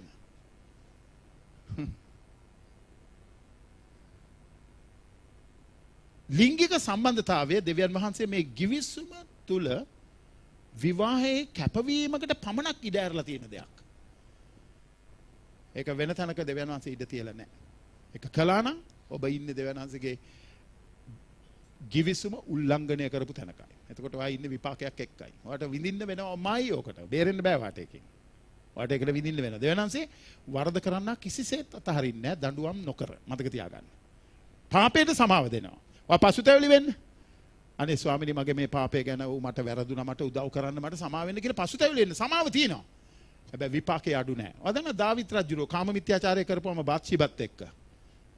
නාදන් කියන ප්‍රොපේතවරයා ආවා. එයා ඇඬුවා. දෙවියන් වහන්සේ යාට සමාව දෙන්න කියලා කිව්වා. සමාව දුන්න දාවිත්ට. ඔව් උඹගේ පාපයෙන් ඔබට කමා කරන්න ලදී. හැබැයි විපාකය ජීවිතාන්තය දක්වා විඳින්න සිද්ධ වුණා. එයාගේම දරුවෙක්ව එයාගේම ඇස් ඉදිරි පිට දූෂණය කරුවා. එයාගේම තව දරුවෙක්. එයාගේම පුතා ආදරයම කරපු කෙනා එයාව මරන්න එයාගේ පස්සෙන් එලවන්න පටන් ගත්තා. එයාගේම හිටපු හොඳම සොල්දාදුවා එයාට ද්‍රෝහී වුණා. පාවල දුන්නා එයාව. දාවිද්ට විඳින්න වෙච්ච එයාගේ මාලිගාවේ එයාට ජීවිතාන්තය දක්වා එයා ඉන්නකම් එයාට ඒවට විඳින්න සිද්ධ වුණා. ඒ වරද නිසා. බාත්ෂීබා කියන්නේ වෙන කෙනෙකුගේ භාර්යාවක්. එයාත් එක්ක අනියම් සම්බන්ධතාවයක් තිබුණා විතර නෙමෙයි. එයාව මෙයාගේ භාර්යාව කොට ගත්ත අර මනුස්සයව මරලා. වන්න පාපයේ තියෙන උග්‍රකම. ඒකේ විපාකේ උනේ. දාවිත කිසිම සනසිලක් එයාගේ ජීවිතේ තිබුණේ නැහැ. එයාට විපාකේ විඳින්න උනා. එයාට සමාව දෙමින් දුන්නා. ඉතින් මේවා ගැන පොඩ්ඩක් කල්පනා කරලා බලන්න. දෙවියන් වහන්සේ මේ ලිංගිකත්වය නැත්තම් ස්වාම පුරුෂයා භාර්යාව එකට ජීවත් වෙන එක ඒක දෙවියන් වහන්සේ නියම කෙරුවේ දරුවන් ආශිර්වාදයක් කොට ලබා ගන්න පිණිස. ගීතාවලිය 127 උත්පත්ති පොතේ 128 අපිට බයිබලයේ මේවා කියනවා. දෙවියන් වහන්සේ උන්ට ආශිර්වාද කළසේක දෙවියන් වහන්සේ උන්ට කියනසේක නුඹලා බෝවි වැඩි වෙමින් පොළව පූර්ණ කොට ඒක යටත් කරගන්න. මුහුදේ මත්ස්‍යයන් කෙරෙහිද ආකාශයේ පක්ෂීන් කෙරෙහිද පොළොව පිට හැසිරෙන සියලු සතුන් කෙරෙහිද අධිපතිකම් කරන්නයි උන්වහන්සේ කීසේක. ගීතාවලිය 127 කියන බලව දරුවෝ ස්වාමීන් වහන්සේ දෙන උරුමයක් කුසේ ඵලයේද උන්වහන්සේගෙන් ලැබෙන විපාකයක් කියලා. ආමෙන්. දෙවියන් වහන්සේට ස්තුති වේවා. ස්වාමීන් වහන්සේත් එක්ක යන්න. උන්වහන්සේගේ ආශිර්වාදය තුල යන්න. ඒ ලිංගික සම්බන්ධතාවය දෙවියන් වහන්සේ දීලා තිබෙන්නේ ස්වාමි පුරුෂයාට භාර්යාවට එහි ප්‍රීතිය භුක්ති විඳින පිණිසයි. පිටස්තර නෙමෙයි. ඒක මං කිව්වේ ඒක දෙවියන් වහන්සේ ඉදිරි අලංකාර දෙයක් කියලා. එයින් පිටස්තරව ඒකට සම්බන්ධ වෙනකොට ඔබ ඉන්නේ දෙවියන් වහන්සේත් එක්ක පොරට. මේකේ විපාකයක් තියෙනවා. ඔයාලට පුළුවන් මොනවාද දේශනාකාරයම නෙමෙයි. ඒක කියන්නේ සලමොන්ගේ ප්‍රේම ගීත. ඒ පොත කියවන්න. ඒක හරි ලස්සනයි. ස්වාම පුරුෂ භාර්යාව සම්බන්ධතාවය ගැන සලමොන්ගේ ප්‍රේම ගී කියන පොත ලස්සනට විස්තර කරනවා. ඒකේ. ඔයා ඒක කියවන්න. ද්විතීය කතාවේ 24:5 හිතෝපදේශයේ 5:8යි 9යි හේබ්‍රේව 13:4 බයිබල් පද. ඔබට ඒවා කියවන්න පුළුවන්. ස්වාමින් වහන්සේ ඒ කතාව තුල අපිට මතන්නේ භාර්යාවක අලුත පාවාගත් මිනිසෙක් යුද්ධ සේනාව සමග පිටත්ව නොවේවා. ඔහු කිසි වැඩක්ද ඔහුගේ බාර දෙනු නොලැබේවා ඔහුට. ඔහු අවුරුද්දක් ගෙදර නිදහස්ව සිට තමාගේ පාවාගත් භාර්යාව සන්තෝෂ කරේවා. ආණ්ඩුව පරණ කිව්ස්මේ නියමේ නේද? මේ ඔන්න බැඳලා මෙහෙ භාර්යාව දාලා මෙයා ගිහිල්ලා ඉතාලියේ මෙන්න. අරේ ගිහිල්ලා ඉතාලියේ. ඉතාලිය ගිහලා යා කොලේ ගන්න ඉන්නකම් මෙහෙ භාර්යාව අඬ ඉන්නවා. ඉතින් කාලයක් ඉඳලා බලනකොට භාර්යාව එයා එනකොට භාර්යාව නැහැ. කොලේ හදාගෙන යා ගෙන්න ගන්න හදනකොට භාර්යාව මෙහෙ තව කායක් හරි ගිහිල්ලා. ගොඩක් කේස්, මාර කේස්. ඉතාලි කේස් ඒවා. නේ තුසිත. ඉතාලි කේස්. ඔව්. බැන්දනම් අරගෙන යන්නේ. බැඳලා මොකෝ දාලා යන්නේ? වර්ධනද? සමහරු බැඳලා මාසයක් දෙකක් තුනක් මෙහෙම ඉඳලා යනවා දාලා. මොන තරම් පරීක්ෂාවක්ද කියලා බලන්න එතකොට. මොන තරම් අසාධාරණයක්ද කියලා බලන්න එතකොට. අර මනුස්සයා ඉන්න විදිහට ඉන්න දුන්නෙත් නැහැ. දැන් ඔක්කොම අවුල් කරලා දාලා මිනිහා ගිහිල්ලා රට.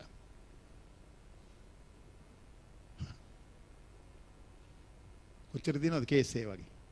ඔය මැද පෙරදී ගිහිල්ලා තියෙන එකෙන් බදන්නද පවුල් කොච්චර අවුල් වෙලා තියෙනවද කියලා. ගියාට පස්සේ ආපහු එන්නේ නැහැ. එහි ඉන්නවා හම්බ කරගෙන. ඊට පස්සේ එහෙන් කාවරි හොයා ගන්නවා. එහෙනුත් කවුරු හරි හොයා ගන්න. ඒකනේ මරු වැඩේ කියන්නේ. පුදුම ලෝකයක් නේ. මේ වගේ පරිස්සම් වෙන්නයි මේවා ඕගලන්ට කියලා දෙන්නේ. ඉතින් ඒ නිසා දෙවියන් වහන්සේ කියනවා මේ ලිංගිකත්වය විවාහයෙන් පිටස්තර සම්පූර්ණ විනාශකාරී දෙවියන් වහන්සේ දීලා තිබෙන දීමනාව වැරදි ලෙස හැසිරවීමක් කියලා. ඒකට කිසිම අයුරකින් ඔබගේ ජීවිතේ ඉඩක් දෙන්න එපා. ඒක ගැන ආරක්ෂා වෙන්න. ඒක ගැන ප්‍රවේශම් වෙන්න. විවාහයෙන් පරිබාහිරව සිද්ධ වෙන්නා වූ ලිංගික ක්‍රියාවන් බයිබලයේ කියනවා වේශ්‍යාකමයි කියලා. ඒක වේශ්‍යාකම. විවාහයේ givisumata ද්‍රෝහි වීම කාම මිත්‍යාචාරයයි කියලා කියනවා. මෙතන ඉන්නවද වේශ්‍යාකම් කරන කාම මිත්‍යාචාරය කරන අය ඉඳගෙන?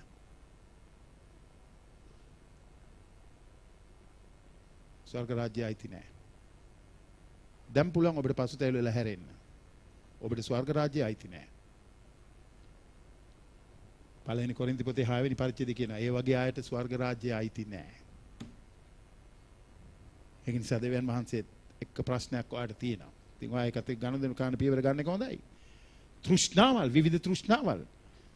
හරිද නේද? සමහර කෙනාට සිතිවිලි වල ක්‍රියාවල් වල දුෂ්ට දේවල් තෘෂ්ණාවල් හින්දා කරගෙන යනවා. භාර්යාව පුරුෂයාට හොරෙන් කරගෙන යනවා, පුරුෂයා භාර්යාවට හොරෙන් කරගෙන යනවා. තෘෂ්ණාවල් ඉෂ්ට කර ගැනීම. ඇතුලේ මේව දේව උදාහසට ලක් වෙන කාරණාවල් කියලා මතක තියාගන්න. ඔයගේ පවුලේ givisuma කඩ කරන කාරණාවල් කියලා මතක තියාගන්න. එතකොට ඒකට දෙවියන් වහන්සේගේ විපාක තියෙනවා කියලාත් මතක තියාගන්න. මේවා භයංකාර කතන්දර. ඔබ හැසිරෙන්න එපා මේ වගේ දේවල් නැහැ කියලා පොළවේ. ඔබ හැසිරෙන්න එපා මේ වගේ දේවල් ඔයාට වෙන්න බෑ කියලා එහෙම. ඔයා කියනනේ ස්වාමිනී මාව ආරක්ෂා කරන්න. හැමදාම කියන්නේ ස්වාමිනී නපුරෙන් මාව ආරක්ෂා කරන්න. නපුරෙන් මාව ආරක්ෂා කරන්න.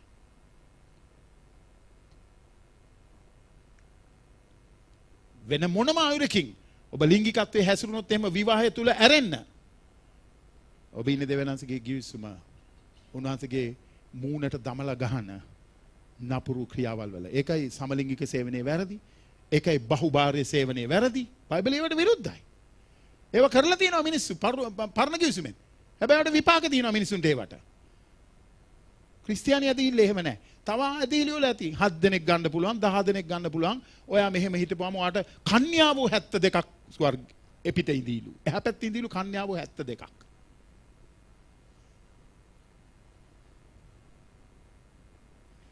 අහුවෙන්න එපා බොරු වලට.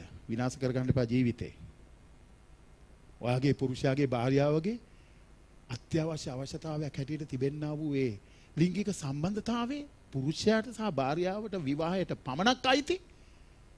ඒක පැහැර හරින්න පුරුෂයාටත් බෑ භාර්යාවටත් බෑ. දෙන්නට මේකේ ඉඩක් නැහැ. මේ මහා ශාසන පත්‍රයේ තියෙන එක මම මේ කියන්නේ හොඳේ.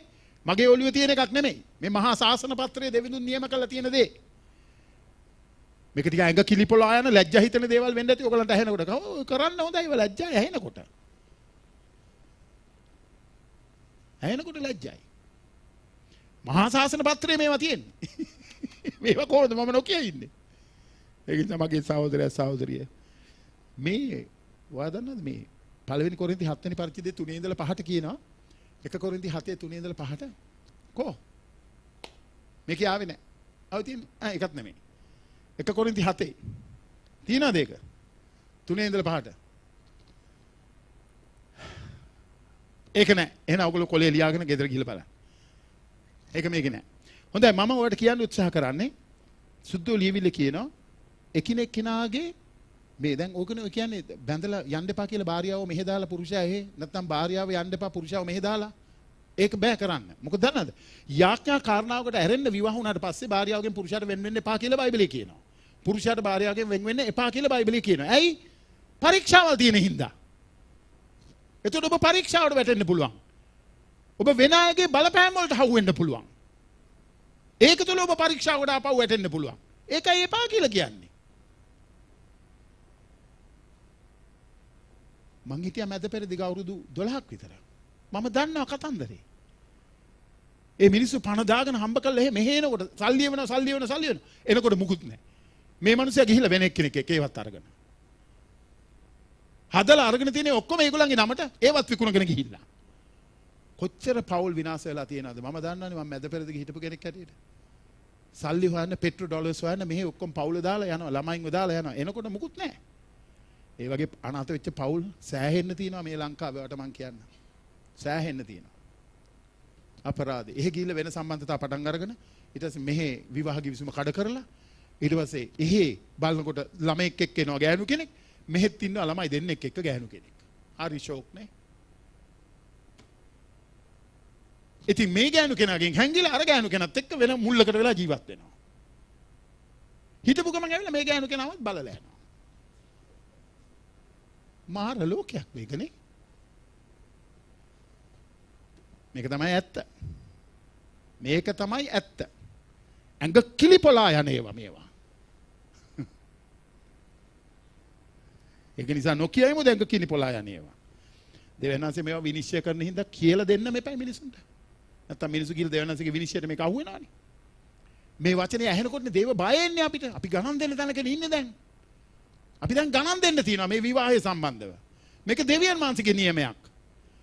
එතකොට ඔබ කවදාවත් හිතන්න එපා මේක හිරුවා ගන්න, කඩා හිරුවා ගන්න, විසිරුවා ගන්න, මේකට ද්‍රෝහි වෙන්න. කවදාවත් හිතන්න එපා. දෙවියන් වහන්සේට මොර ගසන්න ප්‍රශ්නයක් නම්, වැරදිලා නම් දෙවියන් වහන්සේට මොර ගසන්න, ඔබ වරද්දගෙන නම් දෙවියන් වහන්සේට මොර ගසන්න.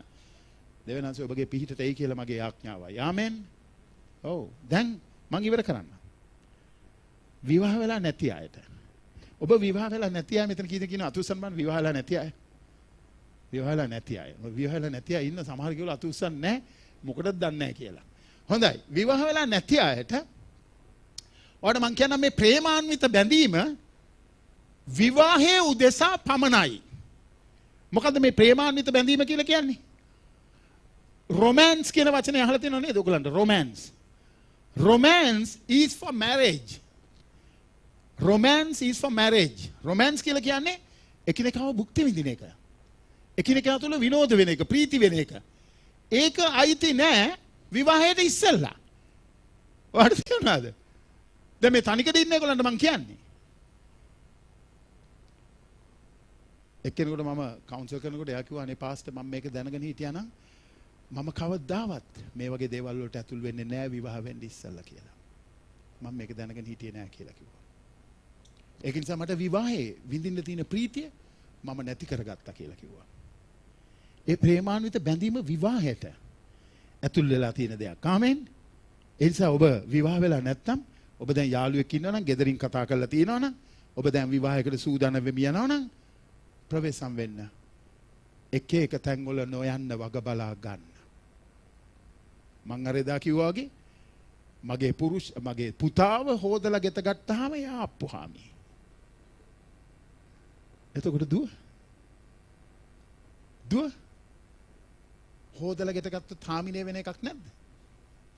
වෙන්නේ නැහැ. ඒකනේ කියන්නේ. ඉතින් ඔබ ප්‍රවේශම් වෙන්න.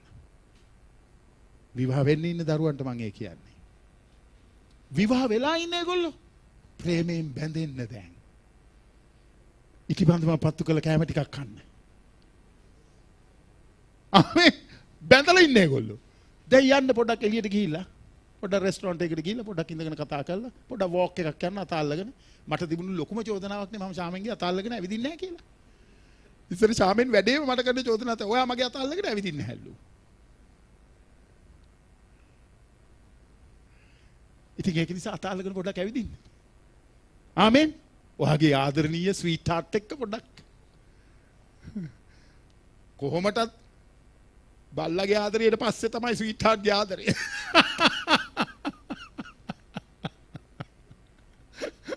ඉස්සෙල්ලා අම්මගේ ආදරේ, ඊට පස්සේ බල්ලගේ ආදරේ, ඊට පස්සේ ස්වීට් හાર્ට්ගේ ආදරය.